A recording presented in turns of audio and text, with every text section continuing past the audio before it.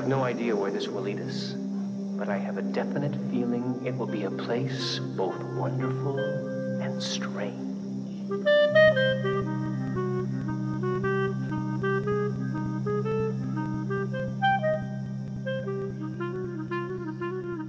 Hello, and welcome to the Wonderful and Strange Twin Peaks Logcast. I'm Kalil, and with me today is the axolotl to my sharp-dressed man. Honestly, I gotta say that don't you maybe like the audience favorite, in which the Roadhouse is very glad to show off. I think I'm just the best performance when it does come to this little Roadhouse thing we're doing right now. I'm all the way up on the meter. You turn that meter all the way up, Professor. Not just all the way up, but also beyond. Beyond. The guy, what is his name? Is he just a presenter? The MC. The MC is a delight to look at, and it seems he really loves his job. He really loves his job. I think that the red of the meter is the intensity of my controversial hot takes. I feel like is what's being cranked up here. So we're talking about part 15 and 16 of The Return.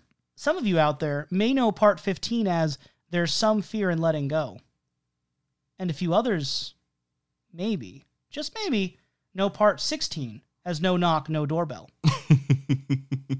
Which I had to think for a while, what was No Knock, No Doorbell even from in part 16? Because it's not as clear of a standout line in my memory as maybe some other things.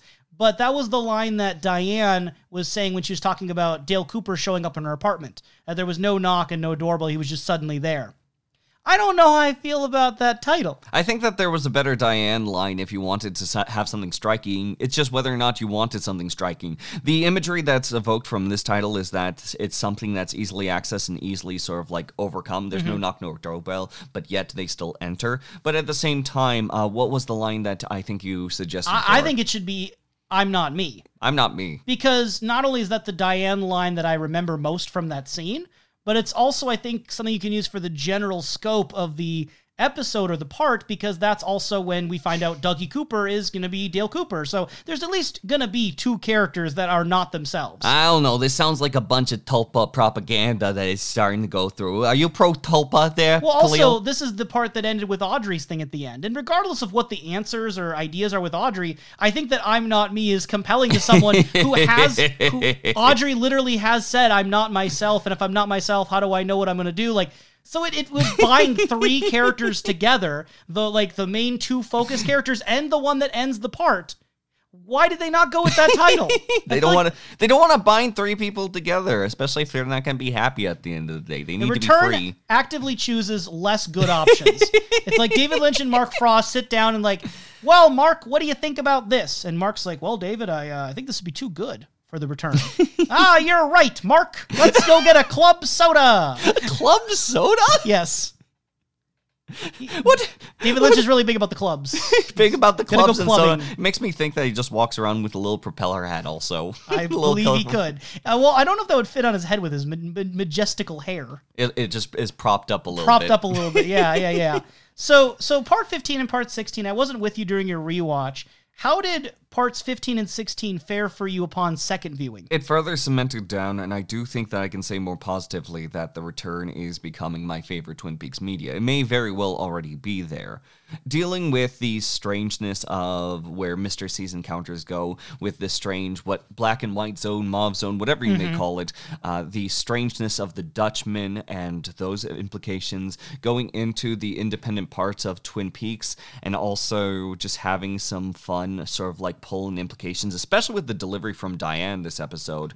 I think that the biggest part with The Return for me is that it's one of my favorite things and one thing that I find to be the best, but with some lifting. I do think that there has to be some lifting upon the viewer in order to really fully engage and thrive with the material. Other than that, if it was cut in a certain fashion, maybe even trimmed down for a certain amount of size and then redistributed into arcs, say for example, one Twin Peaks, one South Dakota, one being inside of Vegas. Each part being a separate storyline. Exactly. One being a separate storyline, but then also those storylines slowly kind of coincide by certain points. At certain points. Yep, by certain points. That could then play again with the antics of is it future, is it fast? In, I think, a compelling fashion. Is it future, is it fast? we're watching this on 1.5 speed, baby. But at the same time, with this strange amalgamation of random, almost like tangent material in which like everything's moving slowly, I also can't help but find myself getting lost in some of the strange malaise, but in a positive way. Mm-hmm. I'm also lost in the strange malaise, but in a negative way. I, for myself, part of my feeling is that there are ideas in parts 15 and 16 that I quite like, and would have enjoyed more if they had happened about 7-8 hours earlier into the return. And this is kind of the overriding theme that I guess I'll be exploring throughout this episode of our podcast, is this feeling that things happen too late and with not enough buildup or substance. And a lot of situations ended up feeling this way, where it's like, oh, this would be a really cool start to something, oh, but it's almost over. And regardless of what happens in 17 and 18, which I've seen but will not spoil, regardless of what happens, it feels like it's kind of already too late for a lot of these things, and all I'm going to be left with are these what-ifs. And it's fine for some what-ifs. I think Twin Peaks has always had that element. But if everything is what-ifs, I feel like I am biting into water. Though I don't necessarily agree on the sense of scale, I do still understand the sense of scale, being that we pass by so many parts up to this point. When some interesting ideas are coming up and you only have so much time compared to the rest of it, I imagine that the return has not evoked much trust in you. No, not with how much time is left again, because it's like some of the most interesting revelations and moments happened here, but I'm like, there's just not enough time to do much with them. And it's like things, if it would have happened earlier, it could have built them up more. And it's like, well, we know there's the final dossier after this, but it's one of those things where, okay, well, let's say the final dossier does its homework and answers all of the things that the return isn't. Okay, well, that'd be bad, because then the book is doing all the legwork, and it's like, oh, you didn't know what happened? Go buy the book. That doesn't feel right. The epilogue's available for $19.99. Yeah, go sell the book. But then if the opposite is true and the book has nothing to do with the return, then I'm like, what was the point? Because I already feel like Secret History of Twin Peaks isn't essential reading for the return. Like, other than maybe communicating this idea of things feeling off with continuity errors being similar to the glitches. Yes. I'm not sure how much you feel reading The Secret History of Twin Peaks enhanced the return, other than by showing contrast of how it's different. I don't know if it mattered. I don't know how much it matters, other than if you are really compelled by the characters and also want to kind of invite some strange stories, such as the end of Jacoby as well as Benjamin Horne. And I know you and I enjoyed Dougie through the book, but at the Dougie same Milford time, is better than Dougie Jones. Try to convince me otherwise. But at the same time, all that was a panel to show the sort of like underlying mystical nature of the world around them, more than it was kind of like focusing in on the Twin Peaks aspects. It was a guy from Twin Peaks moving around to show that there is more to everything. It's a much larger scale. And we have had dapplings of that inside of the return itself, with good old Freddy being across the sea and also still being affected by the fireman. It's just whether or not that will continue to compel. And again, I think the most compelling things you get from Twin Peaks, which I think could be stronger, is the focus whenever it comes to characters. Again, my examples were people like Ben as well as Jacoby. Yes. And I am, for just full transparency, if it's not already obvious, characters are at the very top, if not number one priority in terms of what I enjoy about media and fiction. Almost every show, game, long-form storytelling, I'm interested in character arcs. Movies, they're short enough that I'm not as big on those, which I think where David Lynch's films, 2 to 3 hours, I'm not expecting every character to have a big ol' arc. But the original Twin Peaks show was so good about giving everyone an arc, and maybe you could say some of them got silly or got beside the point, sure, but there's so many of them. And I think the majority of them are really good. If not, maybe all of them. I don't know, maybe. But when I think about The Return, I'm kind of struck with this, understanding that there are no character arcs in The Return. We don't have character arcs. We have characters who have characteristics. Some of them have implied character arcs in the past. Like, Bobby's one of the most interesting characters because it's implied that things have happened and he has grown and changed in the 25 years since the original show, and now. That's interesting. That's better than some characters like Ed and Norma and Nadine, mostly Ed and Nadine, who seem like they were frozen cryogenically for 25 years, and now they're just brought back. So Bobby is one of the better ones for having an implied arc in the past, But what do we got for character arcs now? We don't really have that much. There's a few that we can kind of like dabble in, but it's more so things that are sort of like in the background or off to the side. The most compelling example is probably Benjamin Horne, who is having a little bit of divide inside of his mindset thanks to the troubles of his current present, and he actually does ask Beverly, I believe it was, to dinner at one point when he was already saying like, no, gotta push aside. But I think that's less of a character arc and more so of like a little bump. Like a little bump on to sort of like move things across, and it might even like be the starting engagement for a larger arc. But otherwise, it's mostly execution, or it is mostly just a character trying to move from one destination to another for something to happen. I do think that there's compelling and fun characters, but again, I think they require lifting. I think the things like Chantel and Hutch, a lot of things come from speculation based off of how they communicate to one another. I think it comes from their dynamic when they talk back and forth, but also how they interact with other characters. But the thing is, do Chantel and Hutch go through an arc? No, they go from place to place, murder some people, and have some mild conversations, which are fun. Yeah, I like what we get of them. I think that it's kind of like an interesting dynamic they have. They're sometimes couple goals. They're sometimes completely reprehensible, horrible murderers.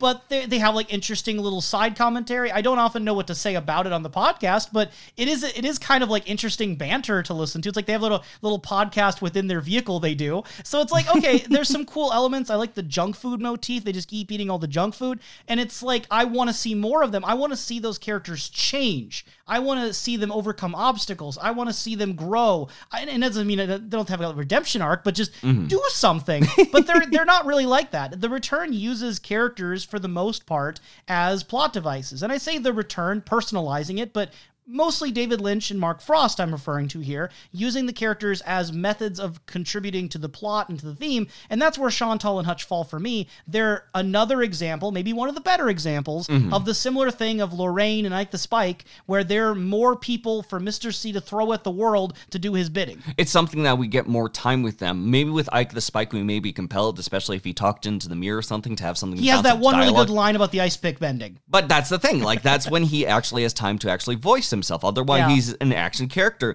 Thanks to the dynamic of this being a duel, and not only that, but also having these sort of like fun analogs in history, it makes them especially fun. I especially do like when it comes down to these murder hobos going from place to place. So there's this conversation that they have where they're just sitting down and say, hey, Sammy's dead. And he's just mentions like, and I owed him money. He's like, do you feel bad about that? He's like, It's not even like a no, it's not a yes. There's still like a wavering, just still like compelled enough to like bring you up in conversation, compelled enough to sort of like have this chat, but at the same time also be in that wavering line, like, I kind of feel bad, but I kind of don't. Like, I don't owe money anymore. And it's again, a moments with those fun dynamics, and I think it's the strength of the actors themselves. I don't know if it was mentioned in the last pod or just off pod, but I also enjoy the fact that we have this stellar role of this crook being able to be exemplified post his Pulp Fiction role. Tim Roth, yes. Yeah, Tim Roth's really good. I need to see more things with him in it. I quite enjoy the American remake of Funny Games that also has Naomi Watts in it. It is very, very, if you're interested in that movie, it's very dark, very... very not a fun time, and I can see it being some people's favorite thing, some people's least favorite thing, but it's a pretty good film if you're a fan of Naomi Watts and Tim Roth. Shout out to Funny Games. But I like what we get of these two characters of Chantal and Hutch. I think their performances are interesting. It's just I fail to say much about what they amount to because they don't really have a story. They are effectively something that is meant to get in the way, for one, to show the power scale of Mr. C, but also show something in which either fate itself or the abilities of Dougie Jones to overcome. In this case, it was fate itself, because it literally was just, what was it, like a tax guy, an insurance guy, literally was just like... Accountant. You're in front of my driveway. It's like, but we're not even close. They were close to the driveway. They were close, but not in front of it. Not enough to do what he did. He was. They were still on his property, and he was like, "I move car now," and just like rams straight into it. It is a very funny ending. It's such a striking way to sort of like not only literally throw something in the universe into it, but I think they give it enough time and enough pacing where these big threats waiting to dispose of Dougie are dealt with in the most hilarious fashion. Of a guy literally packs a gun in his trunk, shoots him down. Yeah. As the FBI watches in the background. Oh, and also the Mitchum brothers doing their best Mitchum brothers thing of just sort of like being at the ready, but at the same time, I don't even know if they can point, aim, and shoot a gun. I won't lie. They seem to like being sauntering around. It feels like the Chantal and Hutch plotline is a very much like a live by the sword, die by the sword type of thing. Like there's a karma element maybe that you also can link to Richard Horn potentially, but you could also link to Mr. Todd and Roger, who earlier Chantal assassinates. Yes. On that note, I went back and I was looking at the way in which they're shot, and I was watching it with you, and we both kind of agreed that stylistic things are happening. Yes. That when Chantal shoots Mr. Todd and Roger, the screen does effects, and the visuals of the gaping hole in Mr. Todd's face are stylistic. The question is, as always, I wish we had a button on that. I'm in charge of the soundboard. I feel like I should have made it a button for "Is that a glitch?" Like a game show or something. Because is that a glitch, or is that just how David Lynch wanted to make it look? Is it a glitch that it did crit damage and blew his brains apart? Because it looks unrealistic. It looks unrealistic, but it does it in such a way, especially when it's playing around with some practical effects, that having it blow apart adds more to an impact, as opposed to, say, for example, if the bullet just went through or a hit or made some sort of like blast that was just a mild effect and mostly kept his face intact, it might be uninteresting. But the fact that I can look at that and have a fun conversation of being like, my gods, is everything okay? Do I have to go frame by frame? I think that this is a more fun option when it comes to blowing someone's brains open, personally. I get it. I do get it. But I think part of the implication problem, though, is that when we were looking at the death of Phyllis, way back, Bill Hastings' wife, the screen glitched there in a different kind of way, where like the whole screen warbled, her body like flew off the corner like a semi-transparent version of her, and that way that the screen hole being affected, but as well as the Mr. C line right before that, you imitate human behavior perfectly, leads me to assume that the reason it glitched is because she is what we're going to call a tulpa, right? The same way that Diane, when she dies, she goes flying off in the corner. Not the exact same kind of effect, but it's similar enough that I'm like, okay, when the tulpas are killed, weird things happen on the screen. The problem is that if that is supposed to be what's going on, or if that is a tangible enough ground to assume, then when Mr. Todd and Roger are killed and there's glitches that are kind of like that, but also kind of not, does that mean they are tulpas? Does that mean they are artificial? Does it mean anything? Does it mean Chantal is supernatural? Was anything happening supernatural because it looked weird, or is it just weird? And because I can't tell the difference, it sends me mixed signals. What's the ripples in the waking dream, if there is a waking dream, and what's just some oddities that might be crackling through the air?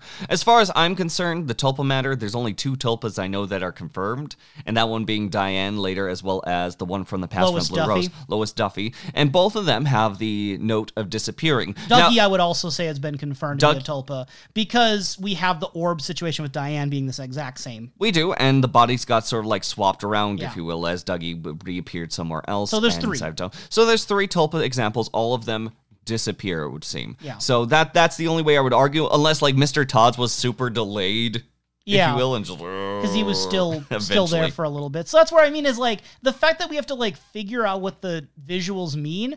I think that means they weren't very clear. I think it means it's like unnecessarily obfuscating the situation. If you're again assuming this is intentional, if you're gonna set up a pattern about the screen glitching when tulpas are killed, then having a glitch that's unrelated, not even a glitch, but having a visual thing that's unrelated, I think throws it and muddles it. I think that if I can posit a theory. No. We don't discuss theories on this podcast. I remember and discussing with you before, you said that David Lynch intends for people not to slowly look through things frame by frame. Okay, so when I was doing research into a different matter that we're going to get to shortly. Thank you. There was a thread where people were discussing interpretations of things. Someone in the thread, like 5 years ago, right, linked this article about how David Lynch was very specific on how you watch his The Return, how you watch The Return, what kind of TV, what kind of sound system, never use a phone, blah, blah, blah, blah, blah. But the person who made that comment prefaced the link by saying David Lynch is very particular about not pausing, not rewinding, but then the article that they linked did not mention those things. So I need a citation for that. I haven't heard David Lynch ever say, don't pause, don't rewind, but I think that the way that he sometimes talks about using media and such is ambiguous enough that it does kind of get into the question of, wait, Does he want us to do that? Because some things seem so far to left field. Like I was remembering when the return ended, people saying you're supposed to watch the whole thing backwards. You're supposed to overlap. Yep, snook, yep, snook. You're supposed to overlap like the first 9 parts with the last 9 parts and overlap the entire. Like I do not believe that David Lynch wants you to do those things. If you do them and you enjoy them, cool, like fun, play with your food. But I don't think that's the secret. I don't think David Lynch was hiding things that you have to do that with. And if he was, I think that's like really kind of like silly. Unless it's like an unimportant Easter egg. But if it's the answer, like let's say for example, we need to overlap the plane with the lights going weird in the windows. Yes. We have to overlap that with a different scene in a different part, and then it'll all make sense. I would call that bad. Because at that point you're expecting that, like that's how you want us to solve this. I think at that point it's too thin and asking way too much for people to go out of their way, and I don't call that good storytelling. Completely fair. What I would say then is that maybe the instances of oddities that if we do come across them when they do look strange and weird like this is a continued shaky foundation. It's just continued to be a fun, weird, stylistic thing and sort of like being something in the back of your head being like something seemed off there, but you kind of still continue with that momentum, if you will, rather than going back. I still like personally looking through frame by frame and still going through the ends of speculation, but I'm still curious if the main intention of like throwing these wrenches in are simply so that you continue into the next scene with that uneasiness. And it very likely could just be that. I worry if there's trends being developed, it makes us, at least people like me, it makes me want to read into things. Add the pins. Now, what this thread was discussing was from also the same, part of the series, and that was connected to the convenience store. So in the convenience store, there is a woodsman who pulls a lever of some kind of electrical box, and this electrical box looks almost like a hollowed-out TV set, I would say. Inside, when the light is blaring for electricity, you can see like a record player with a record on it. Yes. So there is a sense of like, listen to the sounds. It's also maybe a TV set. Electricity, cool. And then when the woodsman pulls that lever, it cuts in the screen to a shot of the jumping man. That is the character in the red vest with the white mask and the needle nose who was previously in Fire Walk with Me. Which a lot of these visuals revisited are especially fun since we haven't seen, or at the very least in this sort of like sitting form, also the wallpaper that's on the walls, a lot of this very much evokes moods from Fire Walk with Me. Yes. Where things get complicated though is that when the visual cuts to the jumping man, it is not a very long section, it happens pretty quickly, but if you pause it, as the jumping man is on screen, there are many frames in which it can appear that there is a face superimposed over the mask of the jumping man. The problem is that while the jumping man is credited in the credits for the part, it does not appear, potentially, that the person whose face is there has been credited. It's more just the physical actor who was doing the jumping man jump. Or, I don't know how they may look older, if you will. Maybe they do look like differently, facially different, but one area... Let's not bury the lead. People think it's Sarah Palmer. People think it's Sarah Palmer. When I say people, I say me. And this is where it gets tough, because I look at the freeze frame of the jumping man, and I'm like, yeah, that's Sarah Palmer's face on the jumping man. Like, that is clearly Sarah Palmer. The difficulty is that it has no confirmation. People in this thread were discussing back and forth, is this Sarah Palmer? Is it her? And it's so much of a prevalent theory that the Twin Peaks wiki on the article for the jumping man just states outright Sarah Palmer's face was transposed. Meanwhile, the Sarah Palmer page for the Twin Peaks wiki does not mention the jumping man. Yes. So it's not clear, and there's no citation. I can't find any evidence that anyone involved in the set, production, or creation of the show has ever confirmed it. And the fact that Sarah Palmer is not credited in the episode means we don't have even any evidence. And the jumping man is, mind you, though the original jumping man, I don't believe that the original, like, movements and appearance of him from Fire Walk With Me were seen. It was just this transposed image of the jumping man sort of like glitching in and out thanks to the static electricity. Without Grace Zabriskie being credited for that moment, right, whilst Laura Palmer's actress is credited for every episode for having an image. Could it be something where like it's more contract issues? I think it is. Or is it something where, say for example, David Lynch did have authority onto it and said that either keep this or omit this? I think it's an uncredited role for Grace Zabriskie, and maybe it was her choice, maybe it was Lynch's choice, maybe it was Agent's choice, who knows? But I feel like it wasn't portrayed that way. Another theory people have suggested less commonly is that it could be David Bowie's face, because latent to his life, David Bowie's face obviously looks different than it did in Fire Walk With Me. And you could see that. The number one problem with that is people don't see the eye color difference, where as one of the most striking features of David Bowie is that his eyes were different colors. Heterochromia. And in the credits, yes, David Bowie is credited for the part, but this also happens to be the part where we see David Bowie as Philip Jeffries in a flashback moment. Yes. So I'm of the opinion it is Sarah Palmer. I think it's uncredited, but the fact that we don't know is something we have to wrestle with, and all the implications of that. I'm very bad with faces. I'm still going under the implication, since the actor is credited inside of this for the Jumping Man, that's still just the actor for the Jumping Man. They just might have similar facial structures. But mind you, I'm still willing to entertain the theory of, say, for example, maybe this is connecting to Sarah Palmer as the Jumping Man, if you will. Someone who is jumping inside of motion, and the look and appearance of the face and the mask from Fire Walk With Me, as we established, was also used by Pierre, where he puts it on, his black dog runs at night, he plays in the background, where I felt it was like an aimless sense of wandering movement, something that does not move, that can't really be seen, found, but at the same time still does a perpetual and redundant movement, such as maybe that's just Sarah Palmer's life at this time. I have to say that I am almost 100% certain it is not the Jumping Man's face being transposed, because the Jumping Man has a completely different face structure and is black.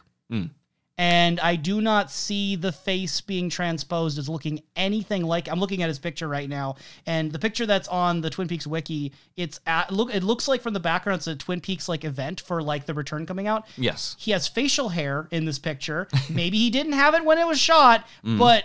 Again, none of his facial features look the same. They edited it out like how they edit in facial hair for the Superman movie. Like, I'm literally just looking at every single aspect, and I'm like, if it is his face, that really got transformed. and that's where, like, to me, it's like staring me in the face that it is Sarah Palmer. The problem I wrestle with, though, is that if it is Sarah Palmer, how important is that? Because if it's a blink and you miss it, you have to pause it to notice it kind of detail. Yes. Would David Lynch put something in there like that is critical? Or would it just be an Easter egg? Like, is it just looking like Sarah Palmer to create a feeling of unease? That's it. Or is it like, no, the Jumping Man and Sarah Palmer are the same character? Because that is the potential you could read from this, is that the Jumping Man is the spirit inside of Sarah Palmer, or working through her, because when Sarah Palmer removed her face, that needle protrusion came out. I will say, if it does happen to be, say, for example, Sarah Palmer, and that is the Jumping Man, that is the truth, that is the presentation. I would say still, I don't feel, even if it is for the sake of like keeping some ambiguity or secret, I still don't feel too great if someone's face is used and is not credited. I wish it was credited. Yes. But I understand though, if they wanted it to be unclear, they would have had to like credit her as either like, you know, some random new thing, just credit her as a character who never showed up otherwise, or put her with the Jumping Man as well and raise a lot of questions. I wish it was credited, though. I wish it was credited for recognition. I hope, if it is the case, or at the very least, if it has to be under the table and they're trying to keep things separate, I hope she was compensated at the very least for the usage of her face. Yes. I also have other confusions and points of concern with this whole scene. So with the convenience store, the wallpaper in here is either identical or nearly identical to the wallpaper that's in the painting that Laura Palmer receives from the Chalfant Tremond grandmother in Fire Walk With Me. I say almost identical because one, black and white, we can't see the color. But then also when I was looking at the design, all the pictures I was seeing on Google were like small. So I'm like, like it's clearly the floral pattern is very similar. I just can't tell if it's exactly the same. Point being is that this seems to me to heavily imply, if not outright confirm, that the painting that was given to Laura was a portal to the convenience store or to whatever the convenience store leads to. And I don't like that.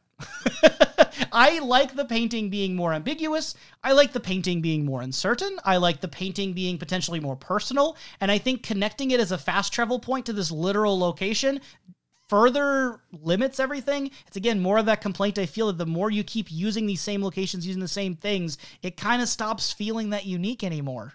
I think that what makes it unique, potentially, is thanks to the naming convention of this location, this convenience store, or at the very least store what's that given. Literally has the name convenience store in the front. Very solid. But it's called something else as well, which Mr. C recognizes, and that being the Dutchman, or Dutchman. It's a place that doesn't exist, but it truly does exist.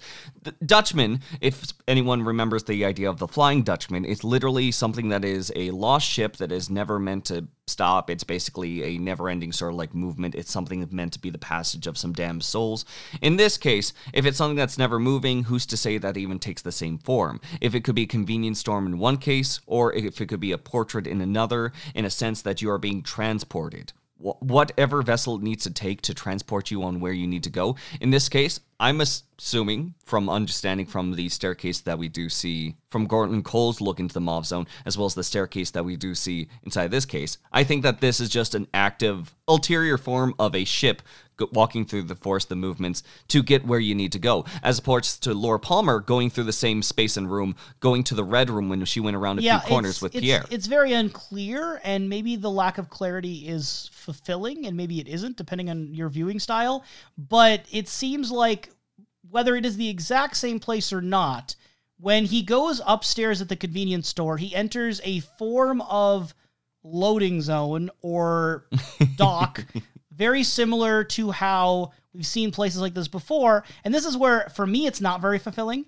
is that I feel like so many places I keep using the same analogies for. The red room is kind of like a waiting room. And then the Mauve Zone, when he's in waiting with Nido, that's kind of like a waiting room, like a train station. Oh, and then the convenience store is also kind of like an in-between. So I feel like we're just dealing with a bunch of like rooms that lead to other rooms, and I don't know when they're the same and when they're not. And at a certain point, I just kind of stopped caring. They're just like, whether it's the same or not, whether the convenience store is in the Mauve Zone or related to the Mauve Zone, I don't feel like we have enough information to come up with any meaningful answer. As opposed to what I would say is what I do enjoy about this is that whenever the literal and the spiritual are sort of like fused together, whenever it comes to playing with mythology like this, because usually whenever you're given an idea of like, oh yes, the afterlife, it's this vast desert wherever everything can go, or oh yes, it is this one place, having it as something that is not only what seems to be personal, just from like where they can go from place to place and how not as consistent, I think makes up for the more individual spiritualistic journey. Again, using Laura Palmer and Mr. C's journey going through the Dutchman, whether it is portrait or to the convenience store, whether or not you go to a hotel room or if you go to the red room, having those very personal sort of like stops and movements when it comes to this form of transportation, I think that that's where things start getting compelling for me when it comes to these moments, as opposed to, again, this larger place in which it's like, oh yes, no, there's literally like a full stop. Those are the gates from beyond. We're going to take a boat onto some sand, and we might stop on McDonald's along the way. It's actually around this block. Yeah, I don't like either of them that much. That's actually my answer here. Fair. I look at this, and I'm just kind of left uncertain of how I feel, because there are aspects I like, there are aspects I don't, and that's further embodied by Philip Jeffries. So Mr. C goes into what appears to be a motel after the door is unlocked for him, and Philip Jeffries is either a weird-looking teapot bell device, or he is speaking through a weird teapot bell device. No, this is where it kind of gives me a little bit of curiosity. Like, the door has to be unlocked, and maybe this is just another one stalling moment that we see, that we have seen inside the show, where, like, time just takes a little bit longer to get there. But the fact that she has to come up to lock the door unlock the door, thank you. It either means, one, Philip Jeffries or someone ended up locking that door, or number two, it's coming to something as being unsealed, something sealed away that has been either untapped or just like lightly maneuvered in order to keep Jeffries inside this space. So, usually you can unlock doors from the inside, so most doors, if it's locked on the outside, you look at it with the health tip, most doors. We don't have any reason to believe otherwise, because it looks like a regular door. It does look like a regular door. There's nothing confirming it was locked from the inside. Nothing's confirmed from locking from the inside or the outside. Again, I think it's a fun little bit of lifting weight on whether or not this is just a modern day thing of like a great thing is sealed beyond this, and it's not inside of a jail cell, but rather something more comfortable and inviting. He does have to leave by a phone call, so it's not like he leaves out the exit door. Maybe there's something to it. I don't have enough to go with it. I'm mixed. How do you feel about Philip Jeffries being represented by a weird bell teapot? I think that it's good for the respects that if we just had the arm having the evolution of the arm and being this tree-like creature, I think it invites a bit of imagination and curiosity of like why these forms are being taken. Is this also like an evolution of Philip Jeffries over the course of time of 25 years? Because from what we remember, from him shocking all over the place, thanks to things such as the missing pieces implies, where he goes from place to place, shocks back and forth, what eventually is transformed? What does that say about Jeffries? Is this his next evolution or final form? What is caterpillar? What is butterfly? Even if one is preferred over the other, I think it leads into some fun, compelling questions. I mean, I think that physically, also with using a striking silhouette rather than making it fully seen, is also a stylistic choice that I do enjoy for the sake of film-based framing. I think having it just a little bit beyond, but still Mr. C is standing there and still trying to evoke some responses and communicating without approaching too closely adds a bit of additional tension, which I think really does get balanced well with Kyle MacLachlan's performance inside here. So I'm pretty solid when it comes to the big old tea kettle. I mean, obviously, to me, the best outcome would have been that if they would have been able to have David Bowie return to the role. Yeah. Obviously, because of his health at the time and passing shortly after, it wasn't a possibility. And I would like to believe that if it would have been a possibility, they would have recast him. And I think Bowie would have been interested in that. Yes. So that would have been the best. And obviously, when you have an actor pass away, you have to look at something else. You either cut the character out, recast them, or replace them with an object, apparently, is the route here. And whereas the one from the Man from Their Place is kind of funny because it's like, well, if you know the Michael J. Anderson drama, it's like this man just got done saying these really awful things about you. Let's turn him into a tree. It's kind of a funny punchline. It's a funny punchline. If you think of it that way. Yes. I'm a little less sold on let's put Jeffries as a giant bell. I think the object looks kind of silly and not in a good way. Okay. I don't think it's very striking visually. I think it's kind of like uninspired in a way. I mean, it looks kind of weird, but I'm not getting much from it. It's just this object. And maybe it's just from my years of sci-fi, in which things, when you do take a step back, things do look silly. But depending on like how immersed you are into the material and what sort of like moods are being provided from both the music as well as the framing, I do think since I've fallen into the Twin Peaks coffee for the return, that's where it does, like, I can over-excuse, say, for example, the cheapness and the sort of like... I think for how big of a presence Jeffrey seems to have in the return, how important this meeting seems to be, and also to pay tribute to David Bowie, I think getting this ugly-looking bell thing is kind of a letdown for me, and I don't think it was meant to be a slight. I look at it and it feels like, oh, this is what we're dealing with. I will say the thing that I do object to, and I do wish had been done differently, is that when they show a flashback of Philip Jeffries from Fire Walk With Me, they end up redubbing, it sounds like, his dialogue. Because I went back and I listened to the Philip Jeffries scene from Fire Walk With Me back and forth, and it's like, yeah, this definitely is not Bowie anymore. They took the new voice actor and redubbed over the old lines, and to me, I don't like that. And I get from a utility standpoint why, but to me, it's retroactively changing the character's voice.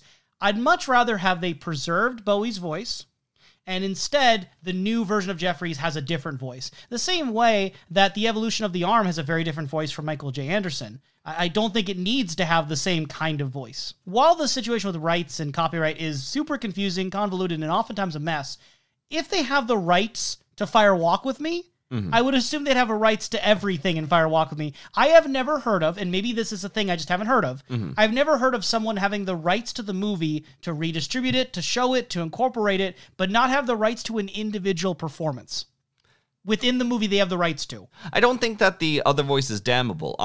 It's not the voice itself, it's the idea of redubbing over Bowie. To me, it doesn't seem respectful. I don't know if I would say it's disrespectful, but I would say it's not respectful. Does that make sense? It makes sense. It's not the negative, but it's also not the positive. It makes sense, most certainly. I may not agree with the view, but I do understand and empathize with the view. Yeah, I just think out of respect for David Bowie, you either preserve the scene as it always was, or you do not show that particular moment.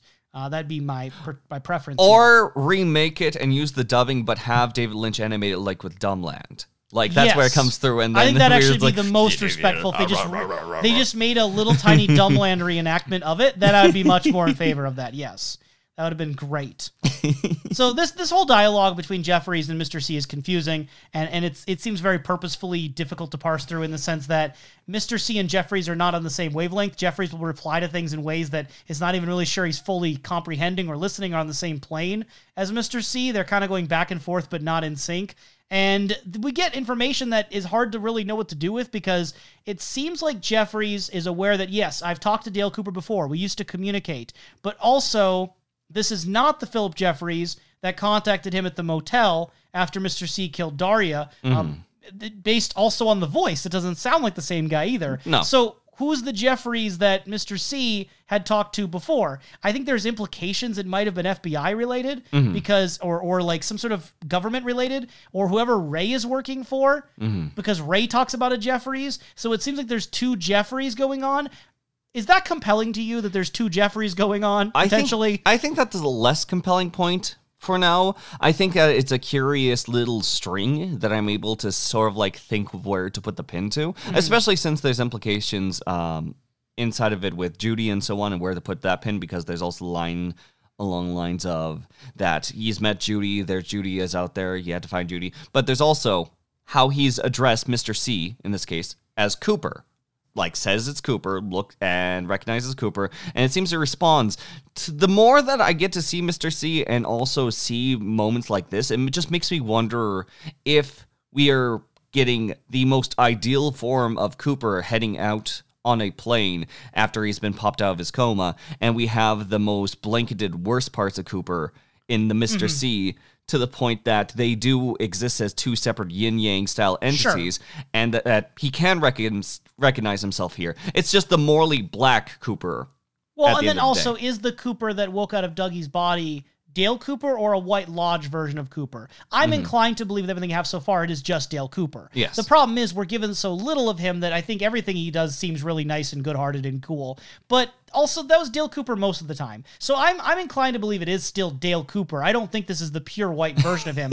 I would assume that this is still Dale Cooper who has a dark side. I don't think this is a pure version of him. I don't think it's yin yang. Or maybe, if I could also argue forward as a fun bit, not allowed. Maybe Dougie Coop is the White Lodge version. No. Like before, because... Because we've argued before of like, what is the White Lodge versus the Black Lodge? The Black Lodge seems to be more complicated and grinds things through, while the White Lodge seems to be something potentially more pure, seeing as there's a more animalistic sort of like natural sense when it comes to Major Briggs sitting down and sort of like taking in what it seems to be his atmosphere. In this case, as a means of like a physical embodiment of a passive atmosphere that gives forward only positivity around it, good around it, as opposed to the more destructive force of Mr. C. If we were to put a yin and yang, I think there can be an argument for the processing Dougie Coop. But that would also imply the idea that true goodness involves not having a form of autonomy and not having anything that would go against the will of some divine intervention. I find that very underwhelming as an answer, if that's the case. Like, yes, his net positive, there's people around him is good. Yes, but I don't even know at this point if we're even talking about White and Black Lodge, because the return isn't talking about White and Black Lodge. So what you're saying is that you don't want your ideal form, the most purified form of yourself, being Kalil walking around the room. Being a mostly absent drone. And again, I also find him to be a boring character after a certain point. So, there's that. Yeah, Mr. C really wants to know who Judy is, and Philip Jeffries doesn't take the bite on that. He never gives an answer to that. He just says, you've already met Judy, and he says, hey, I'm going to write it down for you. And then he puts out through the smoke these numbers. The best I could tell, it is 48514. Not enough for a full coordinates situation, but then there's like symbols with the numbers that I can parse out. So the 8 has like, it looks like a little O, kind of on the top right corner of the, like a degrees symbol, like potentially. Degree symbol, yes. So 48 degrees. And then 5 has, it looks like an apostrophe after 1.4. So that would get 48 degrees, 5 inches, 1.4. Right? Is that how that works? Well, if it's just one apostrophe and not 2, it'd be feet.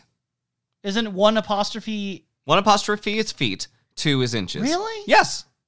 Oh, okay. So 48 degrees, 5 foot, 1.4 inches. Correct. What does that mean?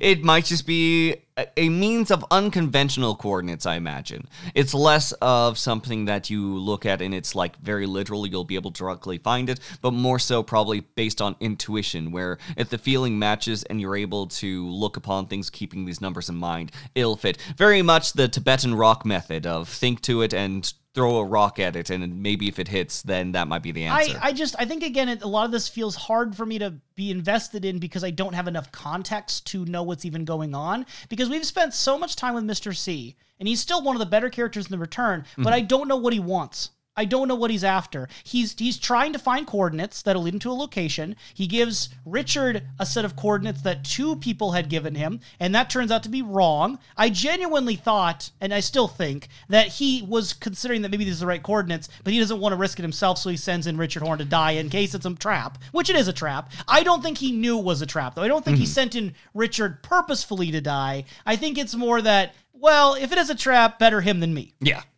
But what I'm thinking of, though, with all this, though, is, okay, he gets the coordinates, right? What do the coordinates lead to? Like, we know they're somewhere in Twin Peaks if we go by Diane's coordinates, assuming that's one of the sets. That's the thing. Like, that's also a mystery that underlies. Like, he gets 3 sets of coordinates. One is from Diane. Well, and considering Jerry's around, they are near the town of Twin Peaks, although Jerry has traveled because he's no longer in the woods anymore.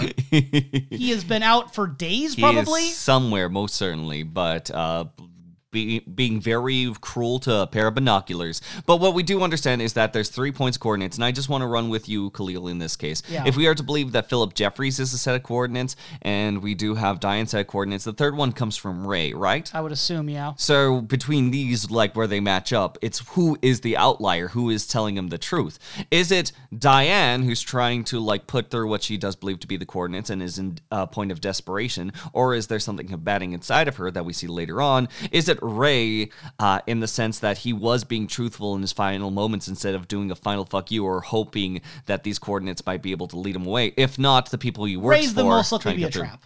Like, obvious. It is. It's the most likely. Most likely, I'm absolutely. not saying anything's confirmed. I'm just saying, like, he would have the most incentive. Absolutely. Or is it something where the 48 degrees and 5 foot is 48 degrees up a hill, 5 foot up a rock? Right, I don't know. And that's like, comes up Philip Jeffries, or is that going to be coming up later on? Look like more than 5 feet up, to be fair. But I'm also just thinking, where did Diane even get the coordinates? Like, she suddenly gets activated by the all text, and then she sends the numbers. She got the coordinates from looking at the photo beforehand because they got coordinates off of the body. Oh, okay, so that'd be the Ruth Davenport body. Exactly. So that goes back to Major Briggs, if we're to believe everything we've been told. Exactly. So did Major Briggs give the wrong coordinates? I personally think Major Briggs got the right ones that were written on Ruth Davenport's arm. Or I didn't look at the numbers directly to compare them. Were they the same from the picture into the point? I did not bother. Because that's also a question of whether or not if there might be something inside Diane that might be resisting. And it's also a question of whether or not it's sent. We assume I think it's almost certainly confirmed. If I, like, looking at the situation, I would believe the ones that came from Major Briggs on Ruth Davenport's arm that were supposed to be connected to then obviously the FBI and Dale Cooper situation from Diane, those are almost certainly the right coordinates. Because I don't think Major Briggs would have given the wrong ones. Yes. I don't think he would send people to their destruction. But there's also the question too of, like, again, what do these coordinates mean? Which maybe... Do you want to know? Like, do you feel like it matters? I think that I'm going to find out whether I like it or not, and even if we don't find out, I think the level of trickery and the level of what Mr. C has to dance around in order to still be this unstoppable force is compelling me enough to say that, okay, I kind of like the little, like, fun, like, antics that everything seems to be against Mr. C, and yet...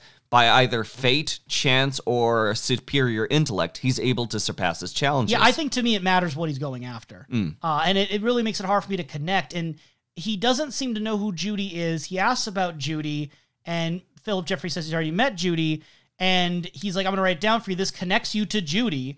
So this is where it gets confusing, because the one thing that Mr. C has said that he wants to find, what he wants, he showed the card to Daria. And that was what looks like the ant head with the antennae, the same symbol that is shown on the mountains of the living map that Hawk has, and what seems very clearly, if not outright confirmed, to be the head of the experiment as seen in part 8. My logic tracks so far, right? So far, so good. So he wants to go find the experiment. Presumably at or this where moment, the experiment is. or it's somewhat tied to what he is trying to find. Right. Now, if that's the case, is Judy the experiment? Because it's the idea that, like, I'm going to write down where you're supposed to go. You've already met this person before. So if it's a nuke, that one scene where Dale Cooper passed by a nuke on his way to, like, driving by, you see off in the distance as he's talking to Diane, there's just, like, this big nuke on top of a mountain. But the fact that he doesn't know that person as Judy makes it seem like it's less likely. Like, I just find all of this to be underwhelming. I just don't know what to make of all this. And when the I'm not going to talk about Judy line happens in Fire Walk With Me, we don't know for sure what that was going to lead to. I'm guessing that would have been a hook if they would have made another movie, or even if unlikely event season 3 happened late. But I would imagine if they're going to do another movie, if Fire Walk With Me would have been received warmly, maybe they were going to follow up with that. Maybe. But all we really have to go by are these different ideas being put back and forth behind the scenes and in interviews that Josie was going to have a sister named Judy. But because Josie is not in the return, despite the actor wanting to be, I'm looking at all of this and it's like, I don't know if this is connected at all. So it feels to me like whatever Judy was supposed to be when Fire Walk With Me happened in like the early 90s, I don't think that's the same thing it's being used as now, but it meant nothing back then, and it means even less than nothing now somehow, because I'm like, I don't even have the Josie connection to make to it. I think that... Which was always not even in the material. I think that what it was still in the material, having someone that we're not going to talk about, at the very least, it may not lead to anything in the instance or have its conclusion. It still creates an itch. I find this to be a potential lure, if you will, a little bait on a hook that can kind of like lean people in if they're really invested with the return, especially in fan service moments that we do see, especially in these parts. I do think that there is a little bit of that lean in trying to fully understand the larger mysteries, because a lot of things are just being revealed left and right. And yet we haven't heard anything about Annie. I'll be honest, I care way more about Annie than I do Judy. Annie we met. Annie we got to know. Annie's a character. I want to know how Annie is more than I want to know about Judy, who was just a random name that was said in a script. Richard Horn. Let's move on to Richard Horn. I'd say at that tone, like, let's move on to better things, but I also got problems with this. Like I said at the very beginning, one of my overall feelings with these parts is that there's good moments that I think work or mostly work, but it's the timing of them, it's the placement of them. Richard Horn, to me, is one of those examples of a character in The Return that could have been great. Could have been. Because I think the performance that we get from, I'm going to hopefully say this name right, it's Eamon Farron, I believe is the pronunciation. Okay. The performance we get from that actor, I think, is really good for Richard Horn. I think that it's this really believable, terrible person. And outside of, I think, maybe the hit and run boy scene was a bit too much, a bit heavy-handed, and there's some poor execution with the audience watching this. I think that the scene with Miriam, I think the scene with Sylvia Horn, I think that the way he interacts with people, with Chad, everything, I think it lines up as great setup for the danger level and type of person that this guy is. And then you get that setup. He leaves Twin Peaks. He's on the loose. And then he meets up for 3 minutes with Mr. C and then dies. And it's like, in a vacuum, do I think there's a form of poetry to Mr. C just discarding his own son, presumably, like he's just another, like, lackey or utility? Is there a poetry to that Richard Horn would get his comeuppance through this method? Yes.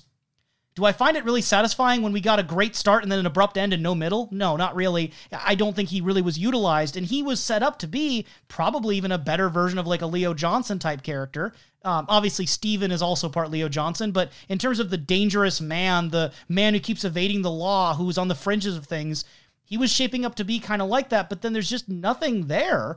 And I also, even when I say I like the ending in a sort of poetic way about Mr. C being his comeuppance, it also leaves me wondering in terms of the themes.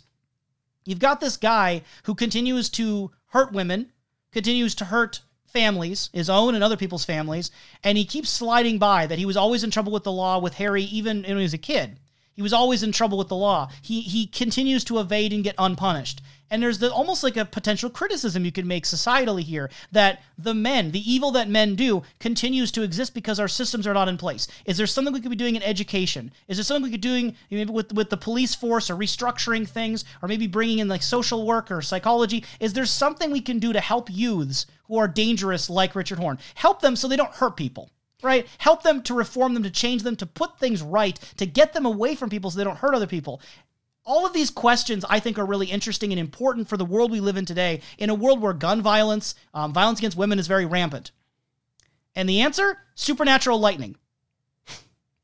That's all I can't do anything with that. I don't think that you're necessarily, I don't think that this show, I do think time and time again where we're left with these questioning points, I don't think it's saying that I don't think David Lynch is trying to call anything to action, whether or not that is found to be a responsibility of someone making divisive works like this or not. I think that can come to a larger debate. However, I think for me in the original show, it didn't bother me as much because in that show was already like not super realistic. It was a soap opera type environment. It was very fictional.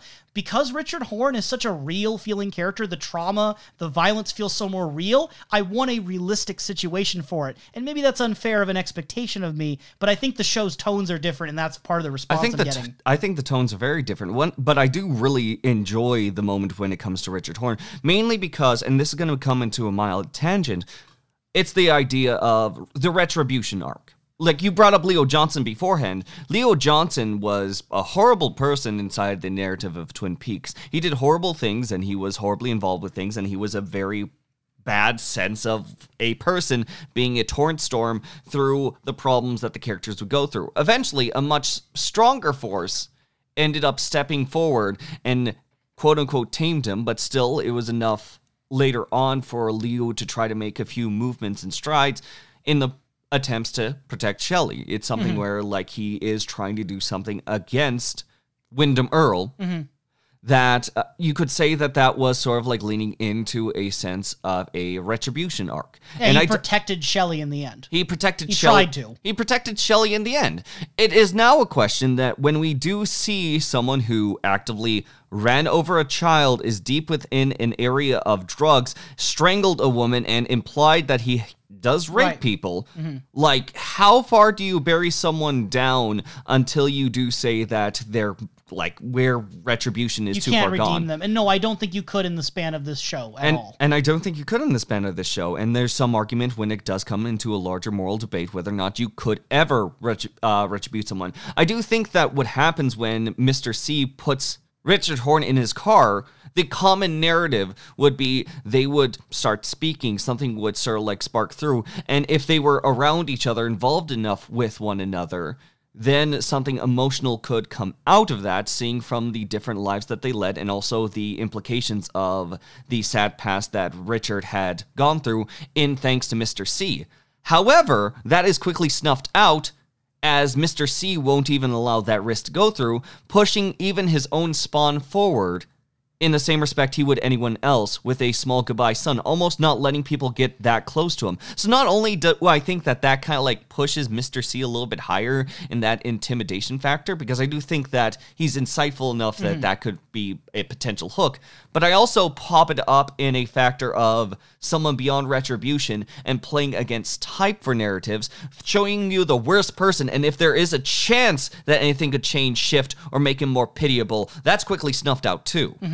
That's where I kind of like it. In a thematic way. In a thematic way, and it means on paper, and as I mentioned before, if you do some lifting with it, yes.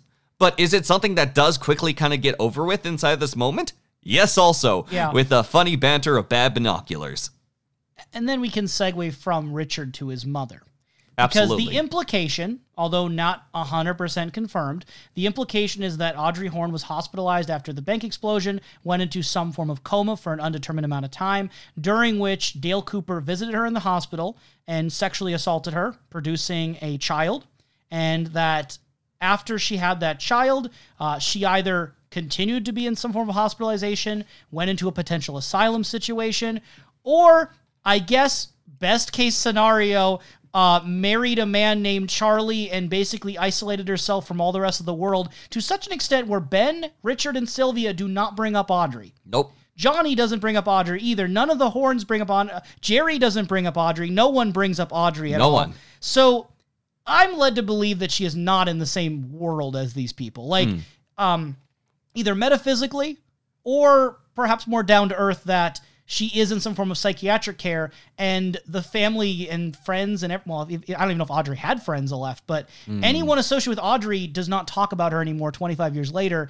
She is under the care of another facility, out of sight, out of mind from everyone else around her, and that's why Richard Horne does not go to Audrey. This is all under the assumption that I've heard people say, I don't know if there's an outright source confirmation, and I can't remember if I said it on pod or not, but I've heard people say that Audrey's role originally was going to be more like Sylvia Horne's, but Audrey's actor had opposed the idea of Audrey being attacked by Richard the way that Sylvia Horne was. Yes. I don't know if that's true. I don't know if that's like fan speculation or if that's actually been confirmed. I'd be interested to know, but either case, what we're left with in the fiction, Audrey seems to be either in another world, physically or mentally, from everyone else. And the fact that, like, not only had she been, in this bomb explosion, but right when she maybe was about to recover, that happened with Dale Cooper. I'm not surprised it left her in the darkest possible of places, considering what she thought of Dale Cooper up to that point. And if we are to parallel that, say, for example, with Diane's storyline, she may very well be this version of her. Yeah. Or this may also be a doppel version of her.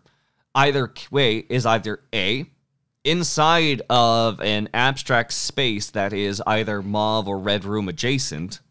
B, is far removed from one's own mind, likely from the trauma and experience she ended up having. Also, we don't know where her mind was left after the incidents of the bomb. And that leads also to C, did she ever break out of that coma? Did we get confirmation of breaking out of that coma? Based on the information we have so far, I would personally have the theory that, if again, only have we have so far, is that she is probably in a mental institution of some kind, and that is based on the line she says to Charlie, "It's like Ghostwood in here." And we have information from a few Twin Peaks sources that Ghostwood could have been developed into a prison.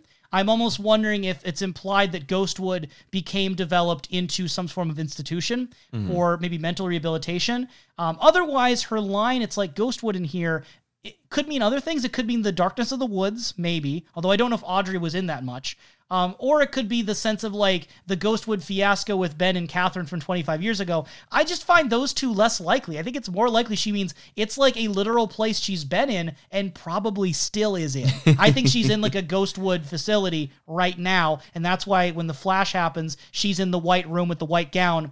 That's where she is. For just a fun comparison using Batman, it's less Blackgate and more Arkham Asylum, potentially. I feel like given everything we've learned about Twin Peaks as a town, do I expect that they properly help people who have mental trauma? No, they have a history of not doing that. Sarah Palmer's been cooped up in her house, which might as well be some sort of facility, except she doesn't have care. Audrey's cooped up in, if this is supposed to be believed, a purely white room of blinding light that I do not think is helping her. And in, again, the sense of broad strokes, from seeing the scene-to-scenes with what seems to be her husband, quote, quote, and herself with the means of dialogue and the fun little, like, blips of things that would usually break someone unconscious, like, wait, that's a weird line. And also... And the fact that Audrey's dance happens. Audrey's dance literally happens inside of the Roadhouse, which, again, leads to such a fun atmosphere. I love the Roadhouse.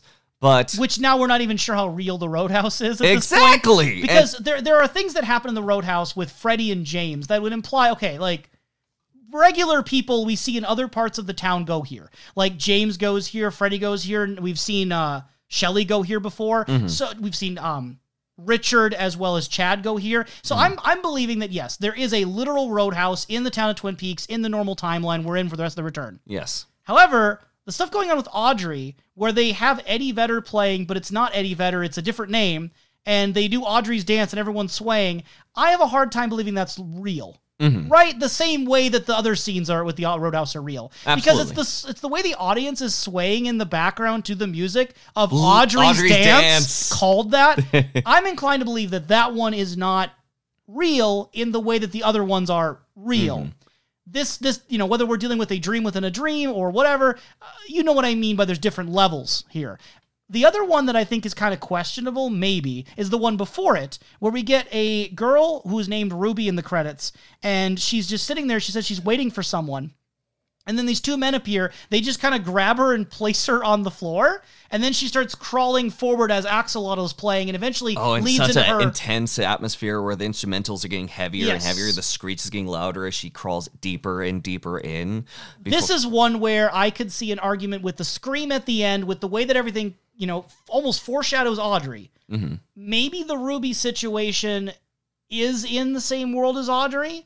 Maybe it's in her own personal hell. Maybe it's in the regular Roadhouse, but it's, again, just an image of what's going to happen.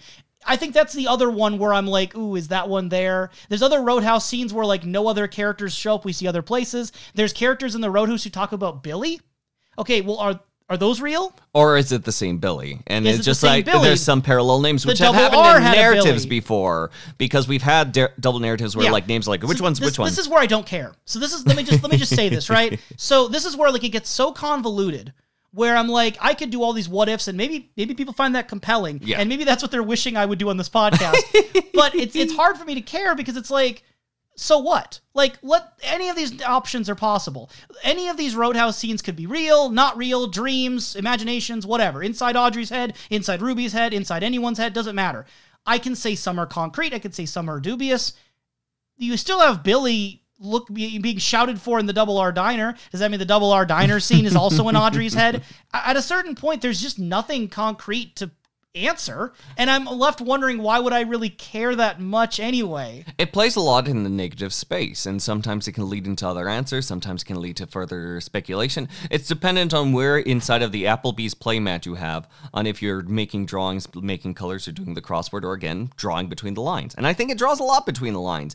Is potentially the usage of Axolotl as well as Ruby showing off that it's not just the characters we're following, but also in the background that there's something strange, traumatic, and mystical going on with just generally people in Twin Peaks? Or is this something that is connected to other people and their psyche, especially since we're led with Audrey's Which dance? way do you lean? Do you lean more toward the general feeling or more toward the specific implications? I go for the general. I think that there's things that we don't see on screen, and this is just a small little window into someone else's style psyche, as well as we are only seeing outside of their head in the perspective of someone crawling through, and only the atmosphere is able to carry us. In which case, I kind of wish I could see more of that, but that also is me kind of thinking to myself that I would really like to explore it from this lens that we're being provided through with a return. Mm-hmm.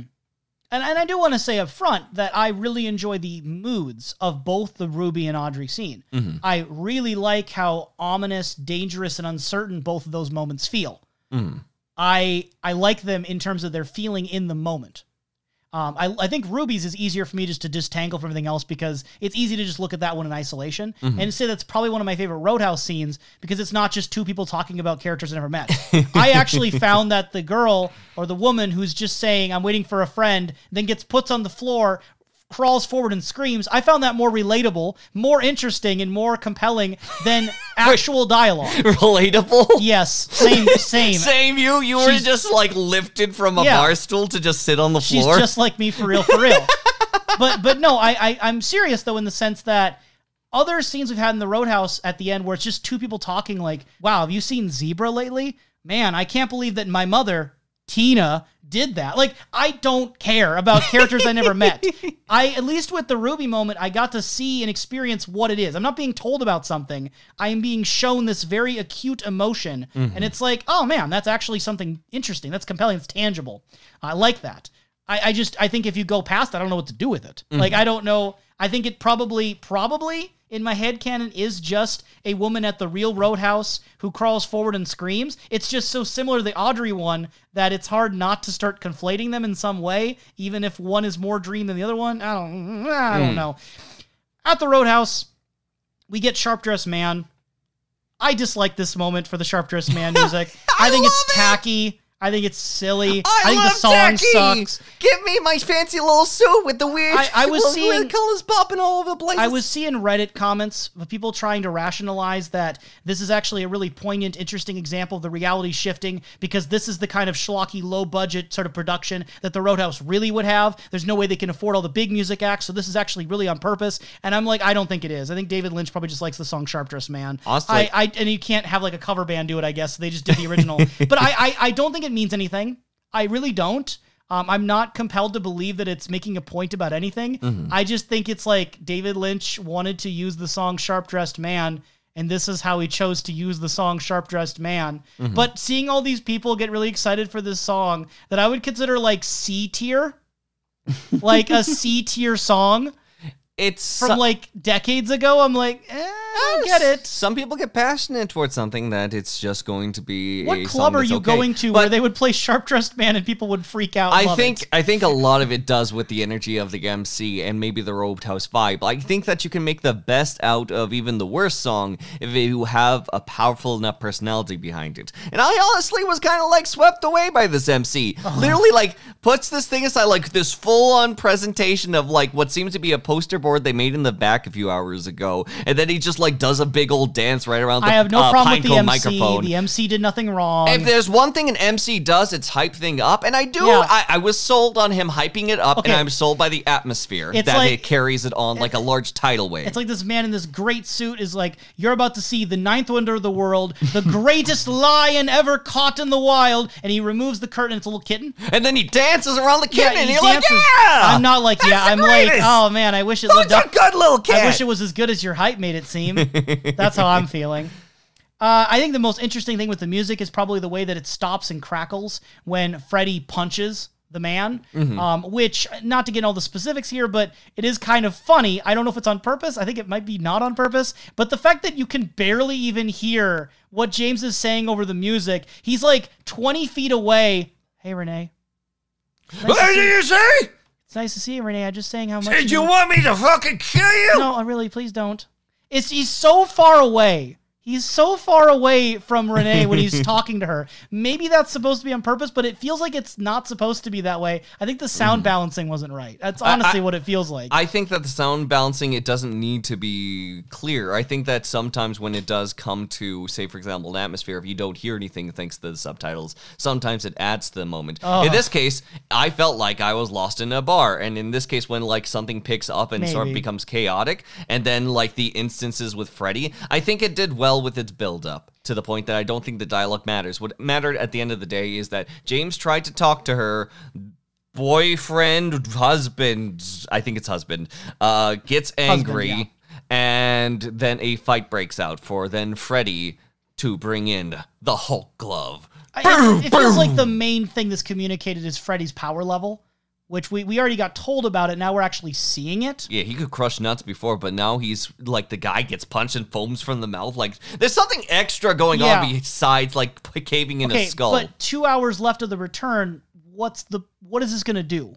I don't know. If it does nothing else and this was the only instance that you had was simply to save James, maybe James is just that important and the fireman's looking out for James. Good on you, fireman. Thank you for looking out for James. Is that what you expect? It's not what I expect. I mean, it's a result that I'm good with. And if I had to like put into branching outcomes, like multiple endings, if this was a multiple ending, I'd say, oh, that's cool. Yeah. And then if another ending happens to come by, and I'm like, oh, that's insert response here.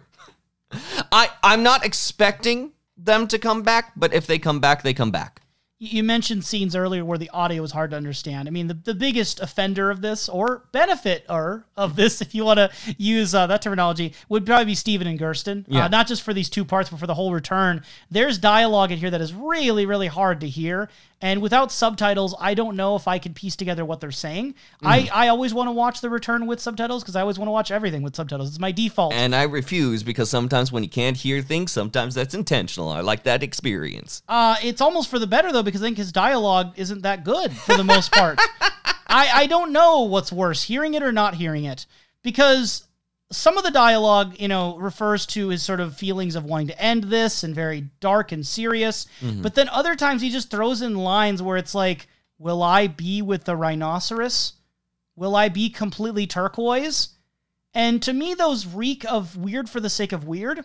The only connection I can make is that we did get a line in the Roadhouse earlier about, have you seen the penguin? Have you been with Zebra? We're getting a whole zoo of people or objects or ideas in Twin Peaks, and I didn't like it then, and I guess I don't like it now. I think that what it's trying to play around with, I think in that context, it does seem like something off. This guy, for one, seems to just either be on drugs Yes, or he's be very in high. be in a relapse. Either state can really affect your mentality. But to go deeper into the quote, I'll be gone, like a rhinoceros or lightning in a bottle, or I will be completely like turquoise. I think that lightning in a bottle and rhinoceros being something that either disappears or can be like quickly gone if nothing's done about it, because rhinoceri are going extinct. And lightning in a bottle, as soon as you release the angle it's going that for? I'll be gone. Like, it's slowly disappearing. Oh, it's and then so his brain silly. is slowly divulging to think that even like turquoise is somehow in this category. I don't think that's compelling. I think it's uninteresting. I don't care about that. But it's him saying that he'll be gone, and he's recognizing himself as fading away. Like, he's not long for this world. I guess my line in the sand is Laura's line, like, I'll be gone like the turkey in the corn or whatever. That one was weird, and it's probably anything past that. Has anyone deciphered that fully yet? I'm sure there's people who think they have. I don't think I have. But still, it is something where, yes, the lines are apprehensive, but I do think that it's telling for the character when it does come to when this woman... get a mental state, for sure. I just think it takes 5 times more dialogue lines than it needs to communicate that. It takes the 5 more times, perhaps, in dialogue, but I also do like the uneven state and the shakiness of it. I do like from what we do get from... Not Gersten? It is Gersten. It is Gersten. Yeah, it's almost like she's not a character. What we get from Gersten is a worrying, and it seems to be something more adaptable to an emotion or a sense of care. Meanwhile, for him, the most that he can give forward, other than saying he will be breaking out to tears thanks to her emotion, is that he liked fucking her.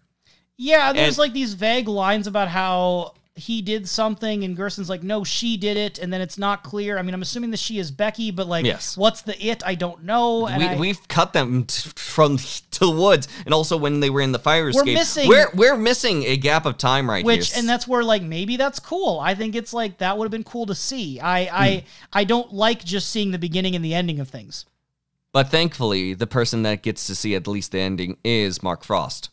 And I do want to say, Mark Frost as Cyril Pons, walking through with his dog. He lets Carl Rod know about it. Based on the gunshot that happens with Gersten on one side of the tree, Steve on the other side of the tree. And the entire dialogue. Are you assuming Steven dies? Yeah, I think he shot himself. I think that everything leads up showing that he shot himself. So if he didn't, he was too high off and he ended up missing the bullet. But I do think it's either he shot himself or the intention was to shoot himself.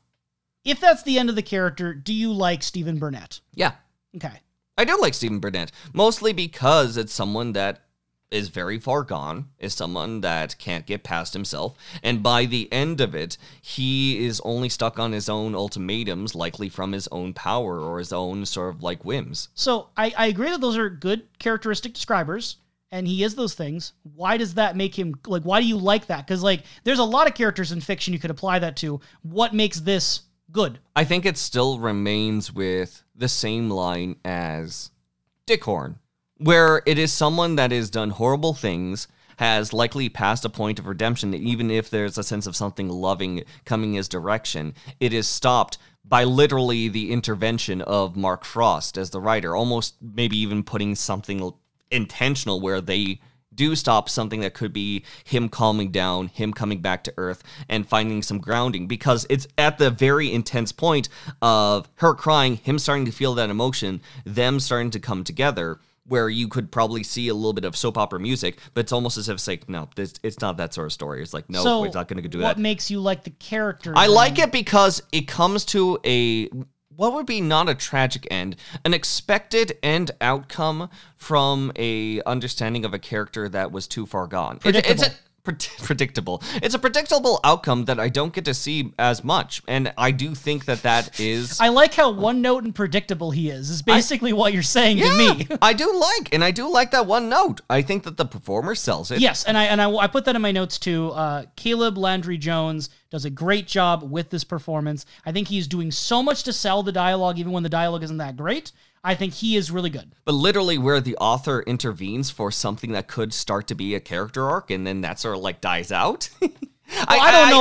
I don't read that. I don't read it similarly. I think as far as what I'm reading so far and from what I see from the evidence from the material, this is where I'm somewhat getting into the read of it. If it was a different character, if it was a random character, sure. I think literally the author and the one half of Lynch Frost literally walking into the scene allows my conspiracy brain to start lifting those I get weights. it, but he also didn't end the narrative. He wasn't the gun. He wasn't the gun, he's the but guy he who was goes the guy. And tell Carl Rod. He wasn't the gun. He was still the catalyst for the gun. He was something that if maybe they were around each other and she was able to calm him down as they were having romance, sure. But he was someone who shocked him. He found that it was with a gun. That caused them to separate. And when that separation went through, when the one thing that wasn't anchoring him was no longer there around him anymore and he shoots himself, yeah, no, I'd at least call not the gun, but a catalyst. The takeaway is that Mark Frost accidentally ruined characters? Exactly. That's great. I'm glad we can agree on that, I guess. Oh, man. You told me off pod you don't want me to apologize. And I keep wanting to apologize because I feel like my negative attitude here is going to be grating to people who actually love The Return.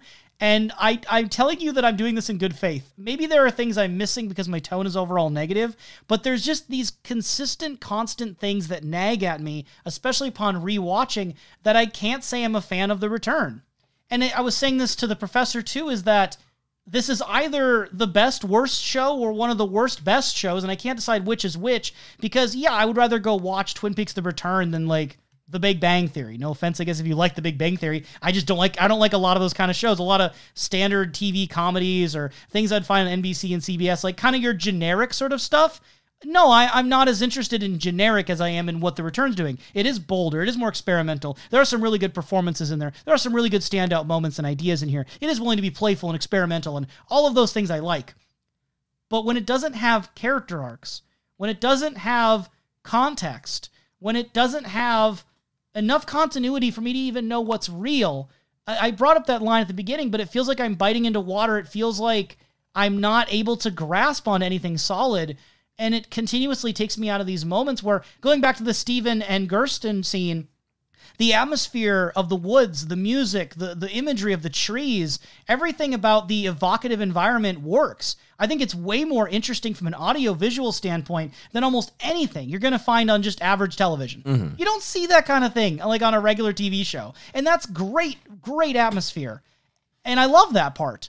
But it's the context of I barely hear these guys talking about rhinoceroses in a character arc that didn't happen from a performer who's doing a great job but isn't really given that much. So it's like I feel like some things knocked that out of the park, but the things that I'm most interested in when it comes to Twin Peaks, but also a lot of media, the characters and the story, that's what I find to be wanting more out of. And if I might also break this as well, I couldn't be more happy that we are in opposite ends. Your suffering is my pleasure. Glad. Mostly because I do think that these sort of like criticisms, I think that these ideas and these lenses are apt. I think that they most certainly deserve their time to flourish around because I do think it leads to fun discussion. I'm thriving with it right now. I think that the biggest part about this... I don't know if I'd call what I'm doing thriving.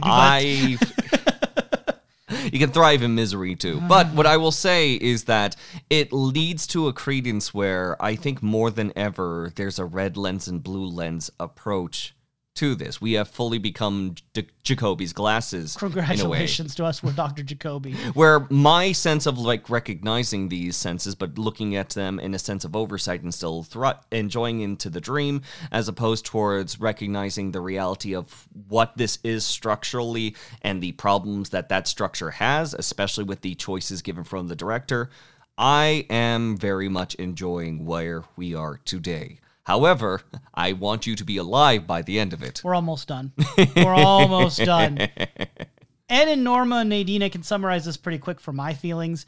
I am probably in the severe minority of people who dislike the Ed and Norma scene at the diner. Mm-hmm. And no, it's not because I hate fun. If you've been with me for 70 episodes or 60, we're in 69 right now.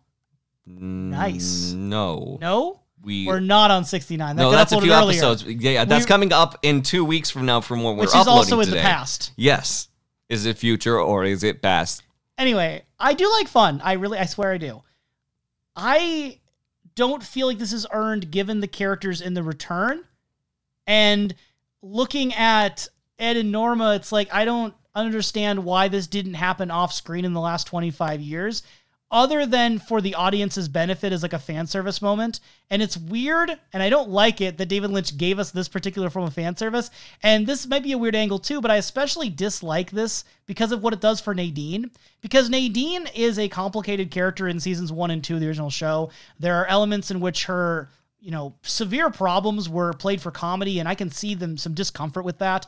But Nadine, we saw her whole range of emotions, her whole range of state of being. We saw her at her highest, we saw her at her lowest, we saw all of her dreams and wishes and realities. She felt like a really interesting and compelling character in the original show. Mm-hmm. And all of these complications in her life and in her mind, I guess, get resolved because of Dr. Amp's radio show. So she just all of a sudden decides, I say very abruptly, to let Ed go and presumably do a divorce.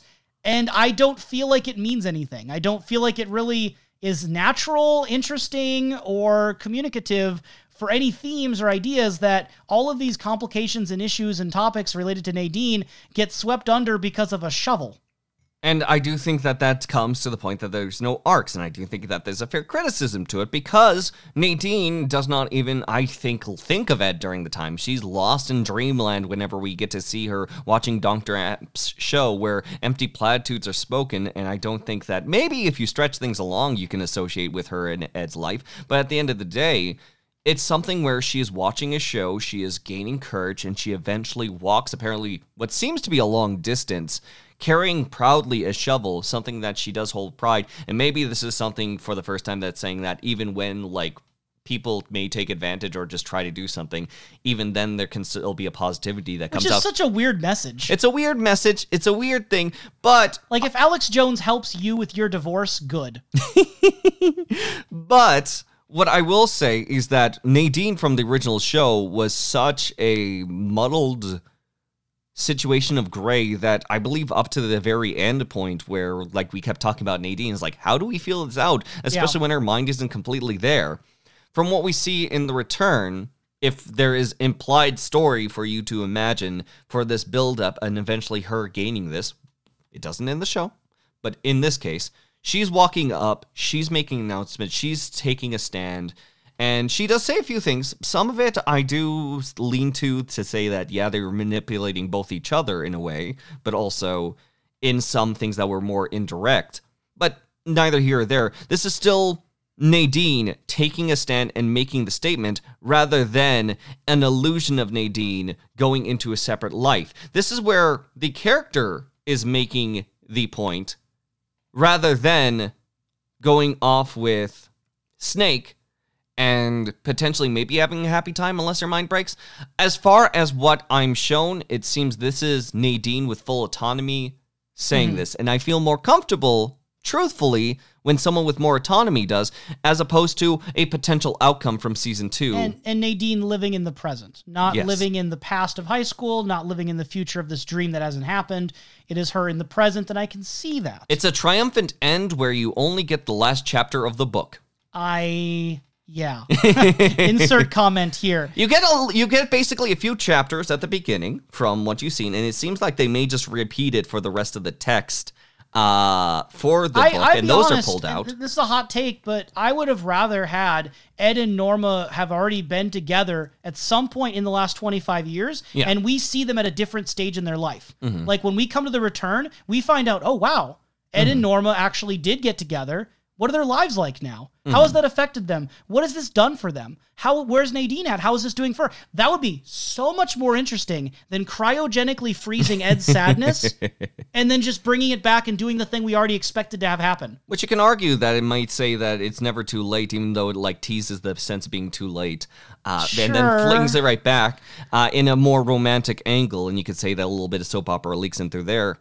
But I still think that instead of being curious on these well-beings for a long time and keeping it as a thread like a soap opera would, and a traditional story would, I'll even argue, to have both Ed and Nadine have those triumphant moments and resolutions, I can see where this is a very popular scene. I can see where a lot of people are fond. And music carries it a lot. Yes, the I've Been Loving You Too Long by Otis Redding. I do like the song. I do like how it's used, although it feels a bit heavy-handed at certain points. I do get it. I think it's heavy-handed, yes, but I do think that Ed and his actor carry the performance well enough that not only in the sort of like falling out of wanting a cyanide pill and also kind of going into the passionate kiss, it's something that I quickly get immersed into. It's something that I do think that the actor did fantastic for. And speaking of fantastic performances, though I do still think that there is a far different line for the circumstances that brought forward this performance, Margaret Lanterman. Margaret Lanterman is probably the biggest highlight for the episode. For both parts 15 and 16, or just... For, I would say, in Twin Peaks general, if you had to put a bookmark on a moment, I would say that people would put a bookmark here. And I think at a certain point, it's not even acting. It's such a... I see people use the word brave, and I guess I'd have to use that too. Like, it feels like this is an incredible moment of real vulnerability for the person of Catherine Coulson. And to allow her final moments to be part of Twin Peaks, that is something you can't even ask of someone. I mean... Don't ask someone for that. No, that's what I mean, is that I imagine this was Catherine Coulson's idea to some extent. Like, I would have to imagine that this was nothing that would have been in the script if she had not wanted this. In the best outcome, yes. Well, I would imagine she wouldn't have done it. Like, this is someone who carried around the log for years after the show ended. Yes. And also, you got to remember, back in Eraserhead days, already the idea of the log lady existed. That was already an idea back in, like, the late 70s. So this is a role that she has had in some part of her mind or some part connected to her life ever since she was around David Lynch. It's to the point that even with that recognition to both Catherine Coulson and Margaret Lanterman, both are in the credits. In this case, this time it was Margaret Lanterman, and in the first or second episode it was Catherine Coulson. Yeah. Both appear as in memory of a character, which I think it's really interesting and I think appropriate in a way, because the log lady and Margaret Lanterman have become such a iconic and almost symbolic representation of the whole series. Yes. That she becomes more than just a character, more than just a regular person even in the town. That is really interesting to see and play around with. I think it's worth noting, originally Catherine Coulson was the, partner and wife of Jack Nance, right? And that's where the whole Catherine, comes from in Pete's lines. And it's kind of amazing just to think how different David Lynch's career is because of those two people. That Jack Nance, not only in the lead role of Eraserhead, but in all of those other side roles, great character moments, but side roles throughout the next 2 decades, right? To the 80s and 90s. Jack Nance was always synonymous with David Lynch's films. It was the most consistent character actor, right? And then not only is he so pivotal for David Lynch's films, but then you have Catherine Coulson being so synonymous with Twin Peaks specifically. Yes. And those two people being so vital to what David Lynch has presented. I think it's easy to put everything onto Lynch and put everything on Kyle MacLachlan or the main actors, right? But these are support people who, beyond even their on-screen roles, have been friends and huge supporters of this art and this world that David has created. Yes, I think that as far as and to talk about pacing in a way and versus on paper, with something we've covered for the most part, I will say that there is a part of me that looks at the pacing of the conversation with Hawk and just having maybe some haunting silence or something that doesn't happen other than the falling scene. It's very real. It's something that's very real that makes it a perfect scene, and that's where I was afraid things went on for far too long with the other characters. But with the ideas, context, as well as what Margaret Lanterman did mean, it's something where I still recognize and am okay with. Yeah, and I'm in the same boat where after we get the Hawk scene, that's perfect. You know, the conversation with Margaret Lanterman there, perfect. Yes. The after scene when he calls in the other people, when he calls in Andy and Lucy and I think Bobby, right, into the room with Frank Truman, whether that scene was beneficial, necessary, etc. Yes. I was in the opinion that I thought it worked really well because it lended more significance to the moment. It also recognized how this wasn't just a character for Hawk to be connected to. It's someone for all of Twin Peaks as a connection to. Yes. And the way that the light in her cabin goes out right afterward, just everything felt so respectful and important. It was sort of like a final moments, if you will, a moment of silence brought in with a little bit of dialogue, but in the gesture of a moment of silence set to film. What I will say is that if I were to nitpick anything, is that if I'm concerned about characters and in-world logic, does it make sense that Lucy cries when she says the log lady died? I mean, both of them still use landlines. And there's also the True. fact that she probably, if there was one way for her to communicate later in her age, I would say there's an argument that at the very least this is a way that Lucy and her could communicate from time to time. We don't have any proof. We don't. It's the only all proof, possible. The only proof we have is Margaret Lannerman is on line 1. Yeah, that's it. And really, she spends her time talking to Hawk. And we also know Lucy is well known for having a hard time getting to point B whenever it comes to, so things can trail in point A until eventually point B. So again, it's more like you said, that heavy lifting. Lifting. Can it make sense? Yes. Andy's the one that has a history of crying, if we go back to the original show. Yes. Should Andy have been the one to cry? Blah, blah, blah, blah. I think at a certain point, even with my nitpickiness and negativity, I take a step back and look at the scene and say, okay, yes, there's lore. Yes, there's characters. Yes, there's story. But these are actors who knew the real life Catherine Coulson for decades. Mm-hmm. These are actors who had worked with her and known her and likely were her friends. This was real. Mm-hmm. So, like, at a certain point, it loses being just Twin Peaks, and it becomes, these are people who had to deal with loss. Yes. And they're recognizing it and paying it tribute in the best way they can. Mm-hmm. I can't object to that, even when I do have that nitpicky side in me.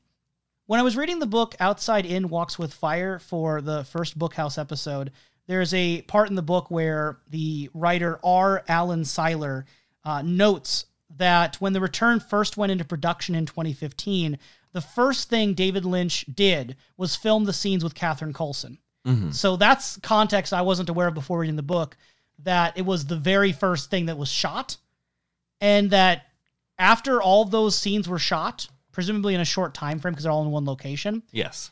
Catherine Coulson died 4 days after completing her work on The Return. So any moment where it seems especially real, where she is talking about dying, this is someone who would die in 4 days. And I think that that's something you don't see people put it vulnerability-wise onto the screen ever or very often. Mm-hmm. And I think it was important to her to do that, and I think David Lynch and the cast and crew paid respect to her very much in The Return in general, but also specifically in these moments. So amidst all of these things that I complain about and nitpick, I would say this is an essential moment of The Return. Mm-hmm. And I'm if anything, no matter how I feel about The Return, I'm glad The Return got made to pay tribute and respect to her. Yes. It's a small moment amongst a sea of things, but it is something absolutely memorable, recognizable, and something that I can't help but enjoy the curiosity. Enjoy the curiosity in the respects of large conversations of filming someone inside their last days, and when it is actually talking about death. Mm-hmm. Now, I thought for some reason that was all my notes, but then I realized we haven't talked about the two major scenes that are also here about Diane and Dale Cooper. So we haven't talked about those things yet, have we? We haven't talked about Diane or Cooper yet. But Not really. I think it's appropriate leading them up just because these are also two big things for the narrative, as far as one being a conclusion to one character and also implications, and number two being what seems to be the route the next following two episodes Which one do you want to start with? Do you want to go with Diane or Dale Cooper? Let's start with Cooper. I'd like to end with Diane. Okay. So Dale Cooper, he finally awakens out of Dougie, and I think I can just simply say, and maybe my reasoning's been clear by this point where I'm going, whether you agree or disagree with me, I do not find it satisfying that we got all these little teasers throughout The Return of, oh, he made a coffee comment, oh, he got some cherry pie, oh, that music kind of sounds like Laura Palmer, all these little moments, but it felt like all of a sudden he happened to see something on TV, put a fork in a socket, bam. It didn't feel like it was really an earned moment, it's just like, finally.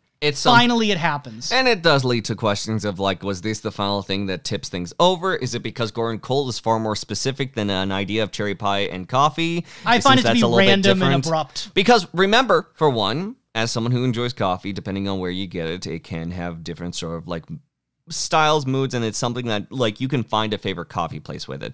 For pie, we already had implications thanks to the conversations with Norma that pie just ain't the same unless you get it from this place. Like all the other ones, like there's quality assurance, there's other people that are arguing with it. So even then, it might be something that tickles the memory, but is not able to get it fully through. And yet there can only be one association with Gordon Cole, at the very least with this character. I think with what we do have inside of the narrative, you could say that there was a form of setup, weak or strong, it is still somewhat there. At the end of the day, can we just say, out of all the ways to sort of like ignite the memory, Dougie with a shove and like problem solving of a fork into the socket. And also it probably needs to be stated somewhere here that yes, what's on the TV is Sunset Boulevard. That's where Gordon Cole's name comes from. That's where Norma Desmond is in, which then gets you Chet Desmond as well as possibly Norma. Mm-hmm. Yes, this is the most direct movie call that we've had so far in Twin Peaks. Yes.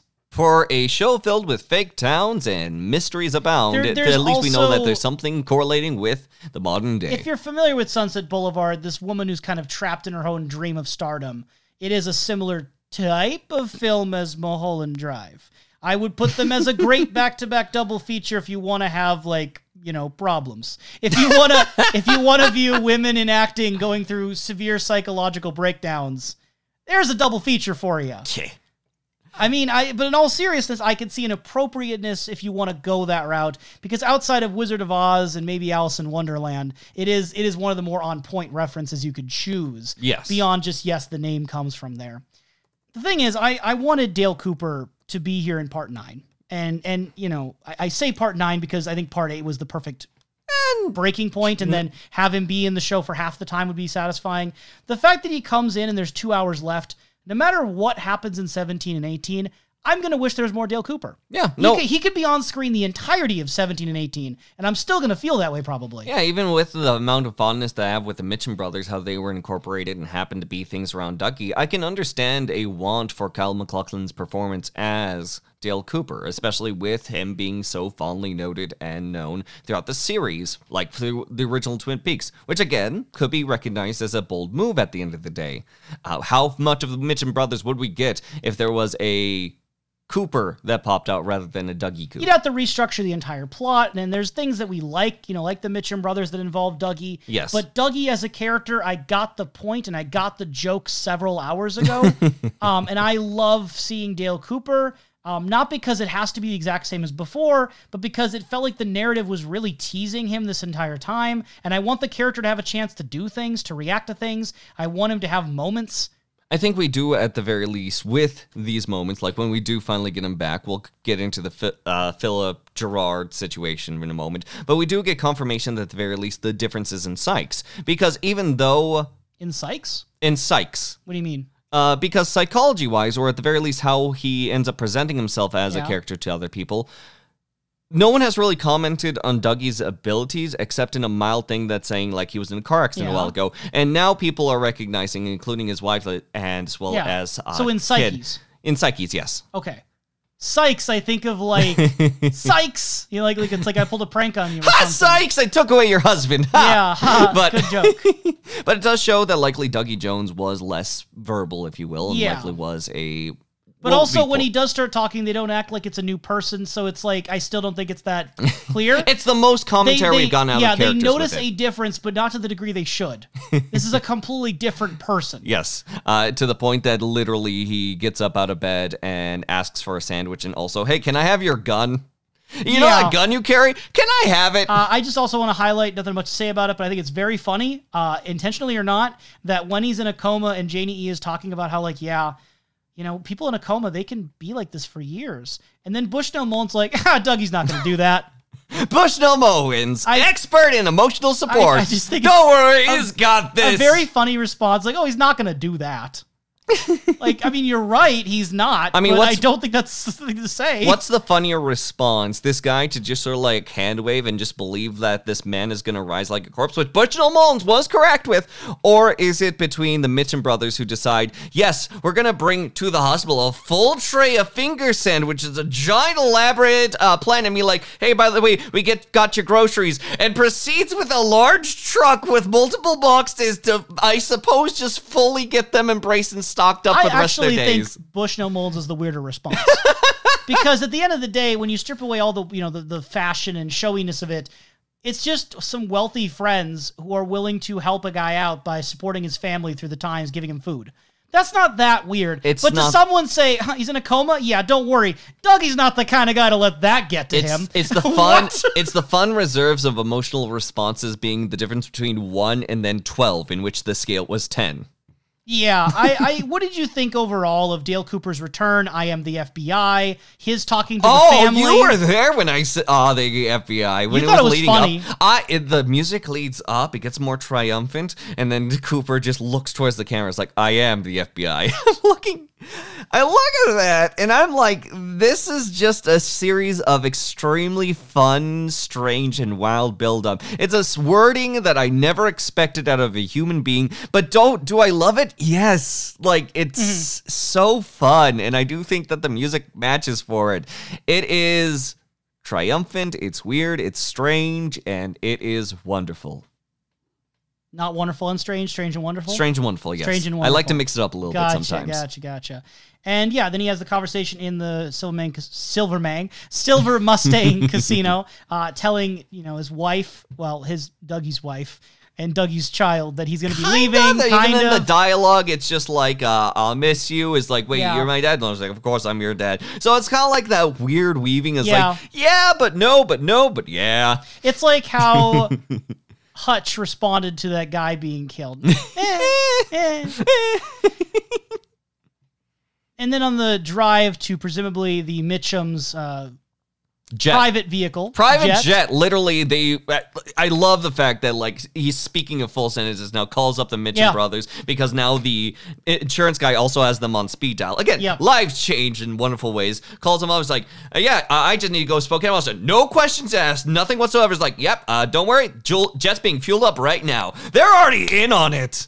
To the point that, like, the Mitchum brothers, when they're inside the same car as Cooper, they say that, you're going to, like, a law authority place. Like, nah, trust me, law and authority, that's not something that blends with us. Like, gentlemen, as far as I'm concerned, you both have a heart of gold. Which is where the morality of Twin Peaks gets to be so muddled for me, because what is the stance on law enforcement and criminals in this world? As long as they have hearts of gold. What does that even mean? We know that they hire people to kill people. Like, even in the best case scenario, but they were going to kill Dougie if he didn't have time. They also gave finger sandwiches to his family. So, like, actually, like, right, like, we have to be, okay, if it's funny and charming, that's cool. I'm with you on that. I like the Mitchum brothers. But from real-world implication standpoint. Just as a quick argument, they never sent anyone out to kill. They were going to kill themselves. Ike the Spike and everything like that, that was like Mr. Todd and so on. No. They said cancel the hit on Ike. They had a hit out for Ike. Well, Ike deserved it. I was a murderer with the stabby apparatus. You don't get to hire hits. Reverse it. That's what the law enforcement are supposed to be for. And they suck here. Okay, my point is that they were going to kill Dougie. Now, the best you could argue is that Dougie / Dale Cooper inside Dougie never knew that. He never was told that they were going to kill him. He never, they did pull a gun out on him, but he never was told. He doesn't know about the hits. That's how he says hello. But again, I think it falls apart if you actually believe they have hearts of gold, because they have been known to hire hits, and they were about to kill, and I have no reason to believe they weren't going to. I mean, they can have hearts of gold and just pour a little grease on it. Like, it makes it shine a little bit more, but at the same time, it's still a little greasy. You gotta make sure that drape runner does not get any of that grease on it, okay? Unless it's gonna help. I don't know how she perfected the recipe. After all, she had cotton swabs that she was incorporating into it at first. So what was the final product 25 years later? Maybe it is hearts of gold and oil. I just want to, again, be clear, because I think my stance is I like a lot of things about Dale Cooper returning. It's just too late. Almost everything else about the execution, I think, works. I think the fact that he goes out of his way to make a new Dougie, I guess, is a good gesture, although it still raises huge metaphysical implications of, just make a new dad for them. Okay. But aside from that, it seems like this is Dale Cooper. Cool. It's good. Colin McLaughlin's doing a great job being this character. All those things are great. It's just too late for me. How do you feel? I was curious of whether or not he'd be revealed earlier on, and multiple times I believe I was thinking to myself, maybe Cooper's just finally going to be around here. Maybe that's going to progress through that. But it didn't happen. And it's almost as if I was in a quick point of acceptance to it, that I don't think it's too late. I think the character has been revealed at the final hour, the 11th hour. Having a sudden boost, or having a sudden advantage, or having a sudden break at the 11th hour, which is the most 11th hour I can think of with 2 hours remaining, it's something I've seen before. It's something actually hour 16. It's hour 16, but yes. It's something that may lead to a triumphant conclusion or a quick flop, but it's not something where I think to myself that I needed more. I think that I take so much of the pros from our time in Vegas that even when it comes to the cons of The Hangover left over and wishing that my mind was somewhat there, I still have pictures that I look back fondly on, despite the fact that my memory's not there. Same thing with Dougie Jones. Sure, maybe if Cooper was inside these scenarios, there might be a fun, script rewrite that could be compelling. But for what I did get, I walk out with positively. Meanwhile, walking in less positively, sitting at a bar, is our dear old Diane. So, this is a hard one for me because Laura Dern is doing everything right. Laura Dern is a great actor. Yes. And a lot of elements in the scenes we get of her here remind me of some of the best moments we got of her in Inland Empire. I will say that when it comes to this performance and this moment that we're about to talk to, it is an example of I can't imagine anyone else in the role because Laura Dern absolutely kills it. Yes, and this is in a series that has great actors in it. Even if you were to swap Naomi Watts and Laura Dern's characters, maybe it would work, but they'd be different. They'd bring their own difference to it. I think Laura Dern very specifically is able to carry the emotion that needs to be communicated. Absolutely. And she's at points menacing. She's at points ominous. She's at points sympathetic. She's at points the victim, at some points the culprit. And she juggles and balances and goes back and forth in all these ways. And I find the performance incredibly good. Yes. And I want to say that outright because this scene is very mixed for me because of a pretty simple element.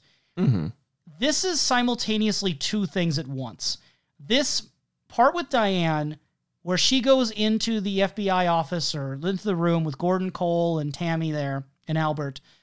This is simultaneously Diane talking about her experiences that she had repressed of being assaulted by Dale Cooper. Yes. It is a woman who had been hurt, violated, taken advantage of by the person or one of the people she loved most, and what that did to her, how devastating that was for her. And it's a personal story of grief and trauma that puts a lot of things into perspective with the way she's been up to this moment. Mm-hmm. And all of those things are very important to communicate and line up so importantly with the themes, not only of Twin Peaks: The Return, but Twin Peaks in general. It's the exact types of things that I was thinking about while reading Laura's Ghost. Mm-hmm. But the scene is also another thing. It is the reveal that Diane is a tulpa, that this Diane we're seeing is a copy, presumably made by Mr. C when he took Diane to the convenience store, which led either to the Mauve Zone or to any number of places, and that the real Diane, we've never really seen her in this show. This entire time it has been this copy, this tulpa version, who is not the real Diane, and upon realizing it, there's this moment where Diane grabs her gun, the literal Chekhov's gun, that's been teased this entire point. She grabs the gun, is about to shoot. I don't know if it was clear who she's aiming at. Would have been Gordon Cole, probably. At this point, it wasn't even clear if she was going to be aiming for anyone at all. Could be yourself. Mind you. Could be yourself. Maybe even herself. It was a fun lead-up, if I can just, take a little anecdote to it. We get the scene of the gun, and even, when she's opening up her purse to show off the performance, it looks like she might try to pull something, but instead, no, she's going for a story. She recognized there's a gun in there, but she pulls out smokes instead, and divulges into details with these other individuals. Yes, it's great tension. It is excellent tension. And then when it does break out, I do think it's in that sense of chaos. When she is in a panic, I do believe that there is a sense of panic, unless that there is some S-tier level deception. I think she pulled a gun in the sense of panic, knowing what needed to be done, knowing what she was programmed and made to do. But at the same time, the other ends of all the personality and memories also fighting along with it in a chaotic tornado. It is a strong scene in my eyes because of this performance and because it makes a character who is artificial, we begin to question on, how much is truly artificial when it's just simply the memories are slotted. As far as I'm compelled, if someone is affected by those memories and they have been lodged into the mind and they can relive those moments, that is a real thing. That is real trauma, and that is a real moment of exposure and vulnerability. Where this doesn't sit right with me is that we had a character confide and talk about being a survivor of sexual assault, and then our heroes shoot her. And then Tammy delivers the worst line in The Return, and for my money, the worst line in all of Twin Peaks. It's a quick one. I'm sure most people aren't bothered by it, but the more I think about it, the more I'm like, this is bad. This is actually really bad. Mm-hmm. And it's Tammy saying, after her and Albert shoot Diane and Diane flies away, wow, they're real. That was a real tulpa. And then a little moment passes, and then Gordon Cole is, musing on what Diane had said, like, a sheriff's station. Loudly, sheriff's station. Yeah. Like it's.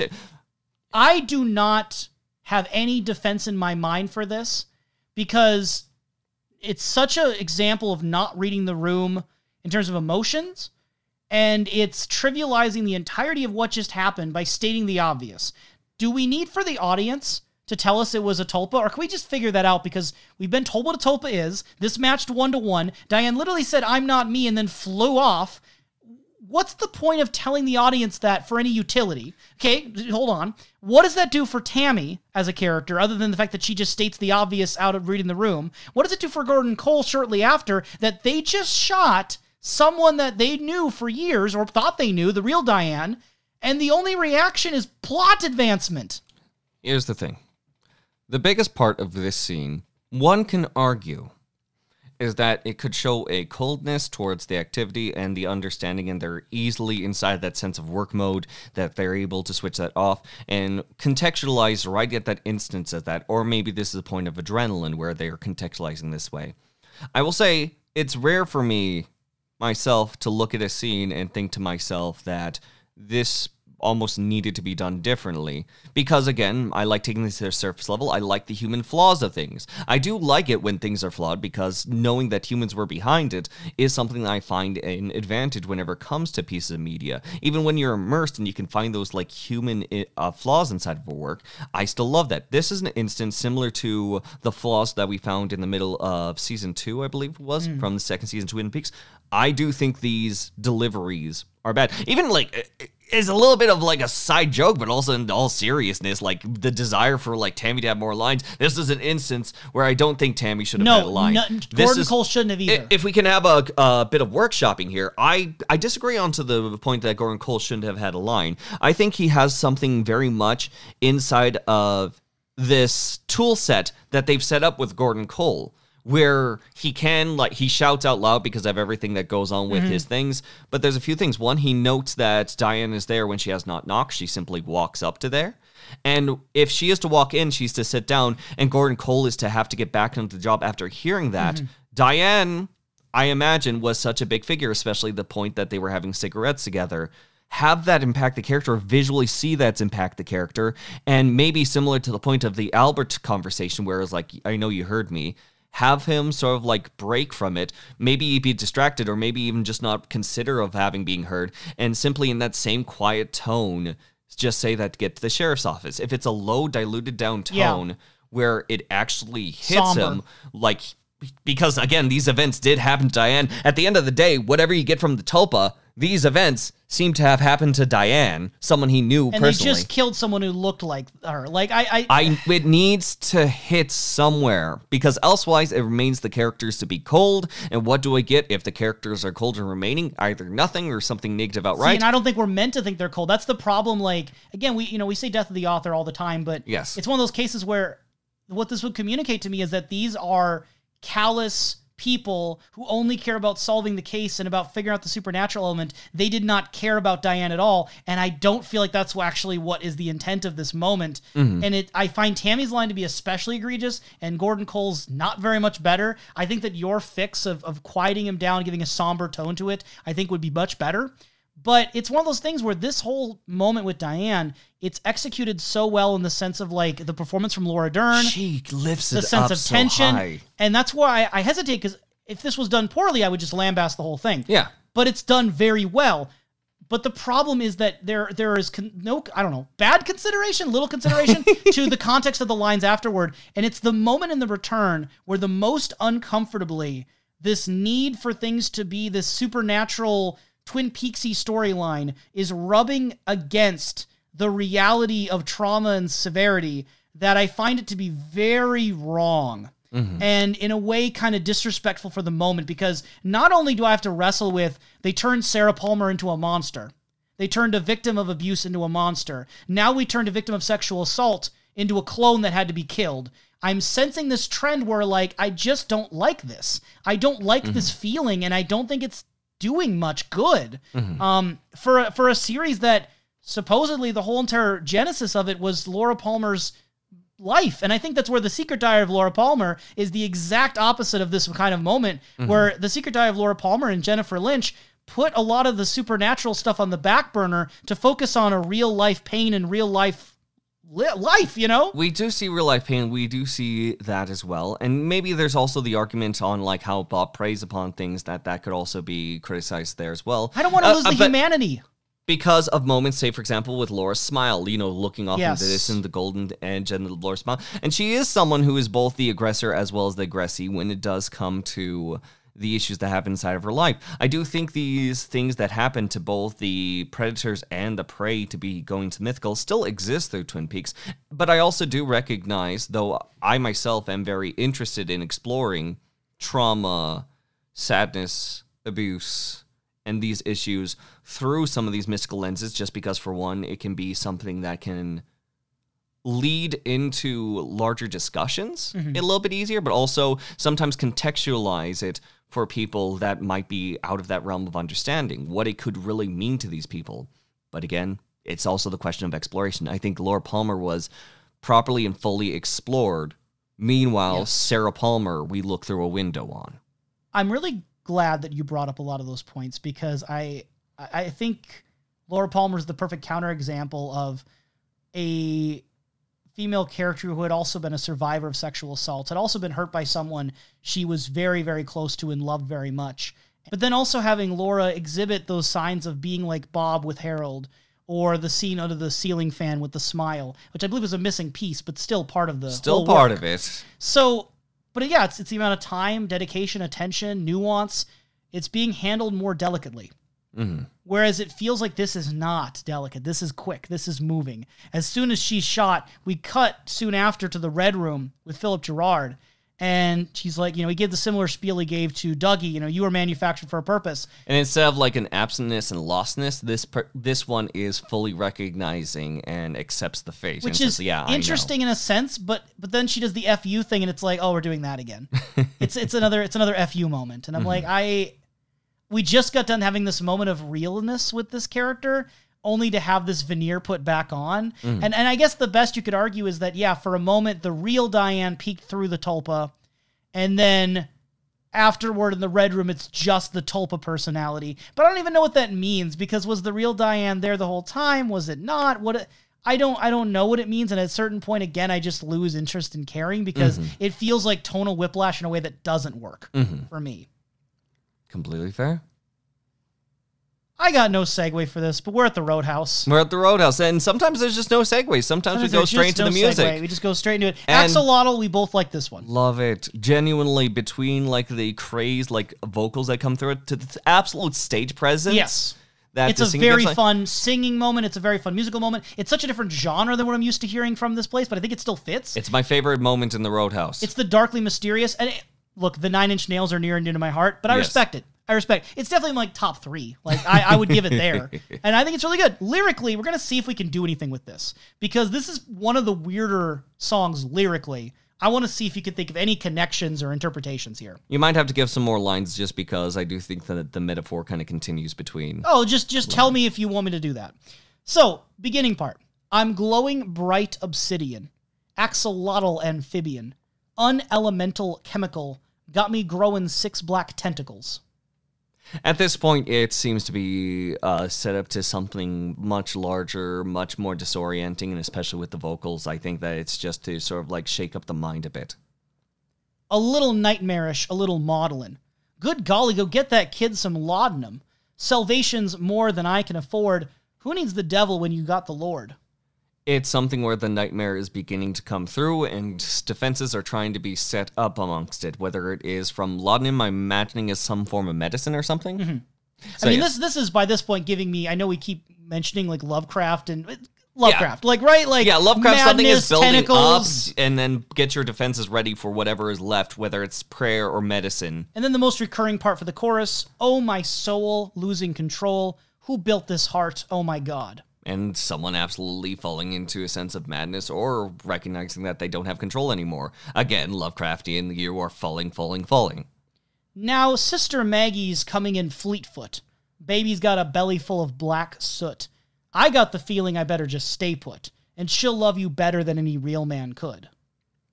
When it uses the sense of sister and using Fleetfoot, sister, I imagine, is potentially a religious-like figure. Now, Sister Maggie, yeah. Sister Maggie. Fleetfoot, she is running from it, likely from responsibility, and it looks like she's embracing probably something more of an affair situation with what we would have as the protagonist or the first-person view inside of this. Sounds like you're like Hunchback abandoning a child to the nuns or something.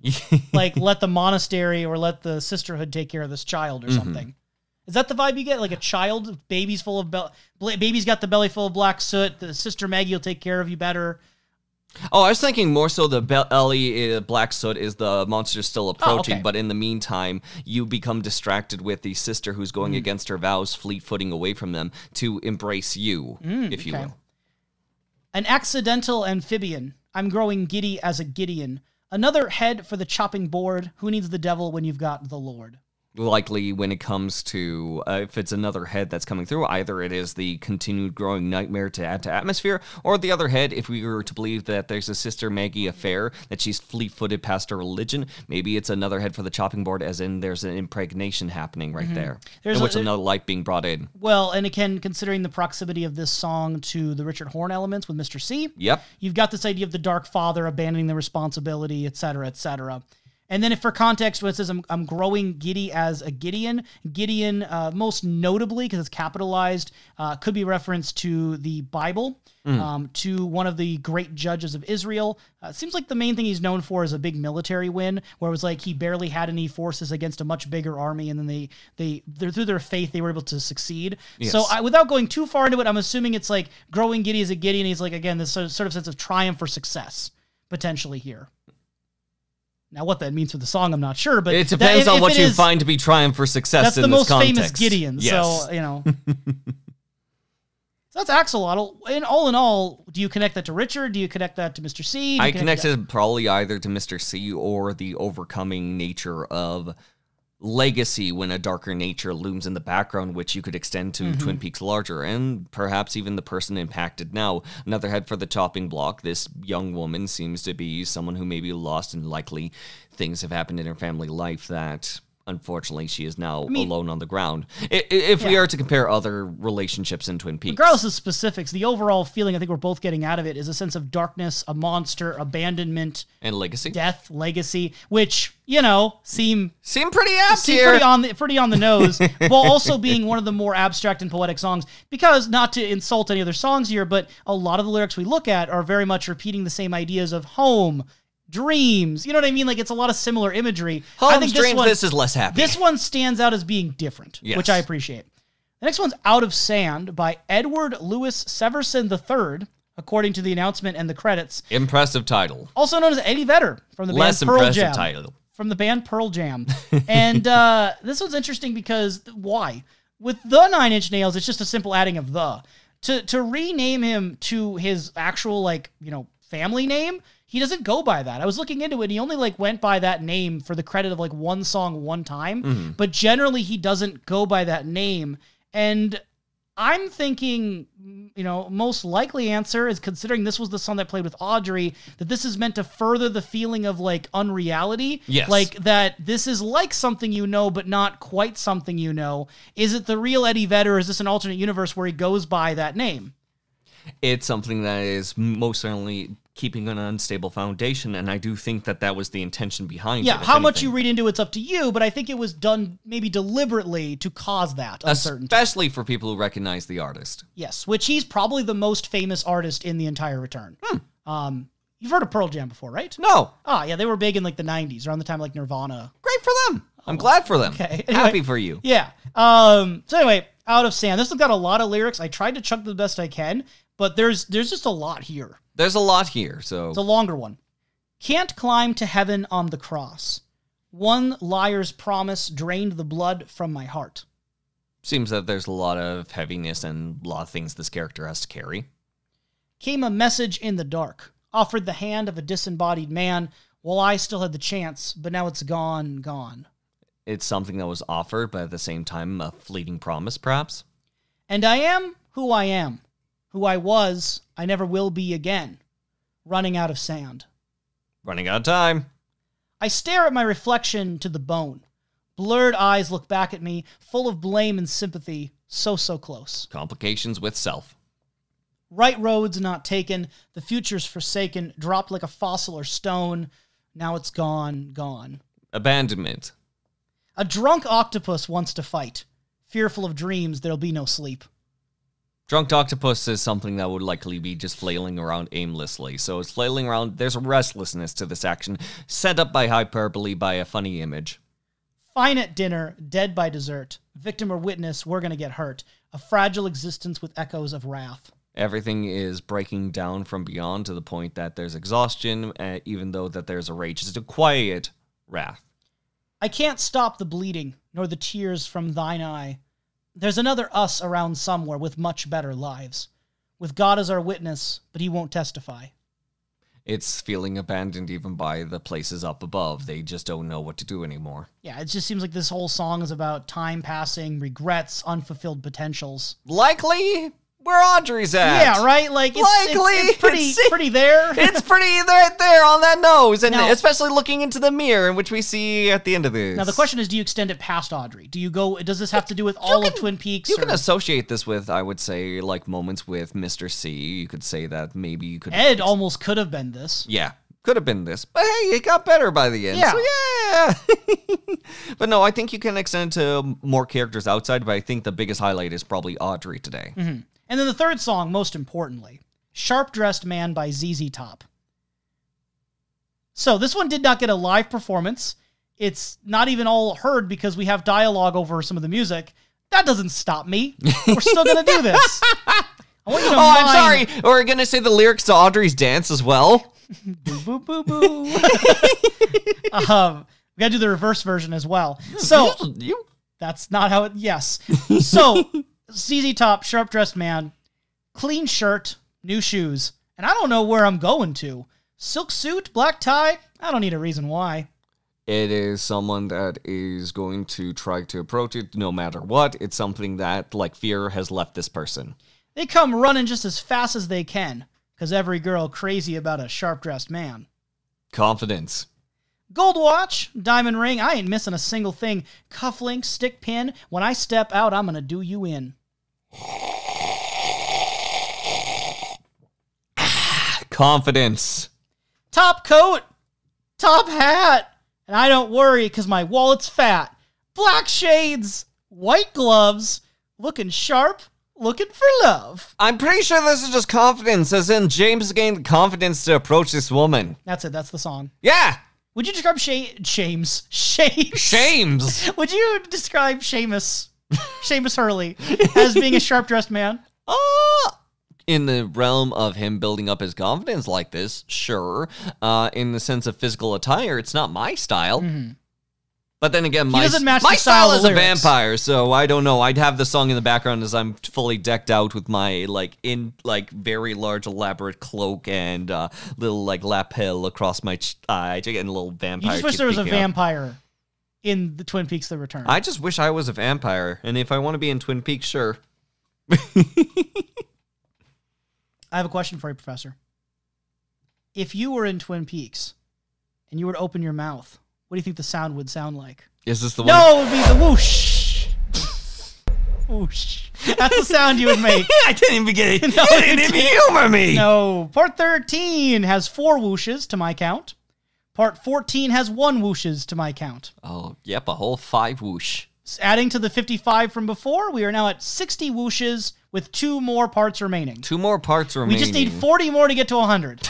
Can we do it, folks? Dial right now. The number's on the bottom of the screen. Dial right now. We can make this work. I would love if part 17 is just called whoosh.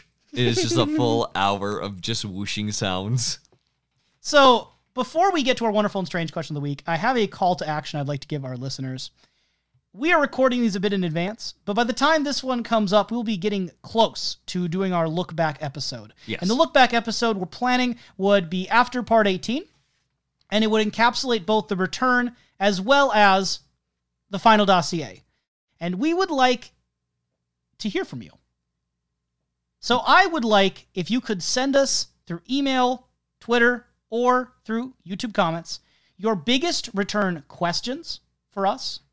Uncertainties, problems, dilemmas, questions, uncertainties. Like I said, uncertainties twice. I'm not certain.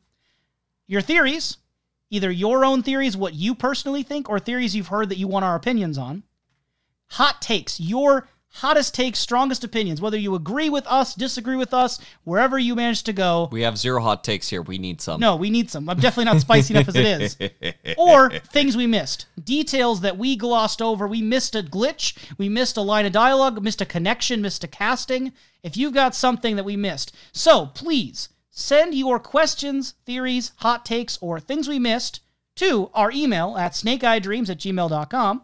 Tweet at us at snakeeyedreams1. That's the numeral 1, as in one more option is you could post them in a comment on YouTube. And if you are hearing this and the look back episode's already up, still send it to us, but it's not going to be in the episode because it's already up. We have a lot of fun with it. But please do send those to us because I would love to hear those things. I know that the return generates a lot of different opinions and views and ideas. I want to be exposed to them.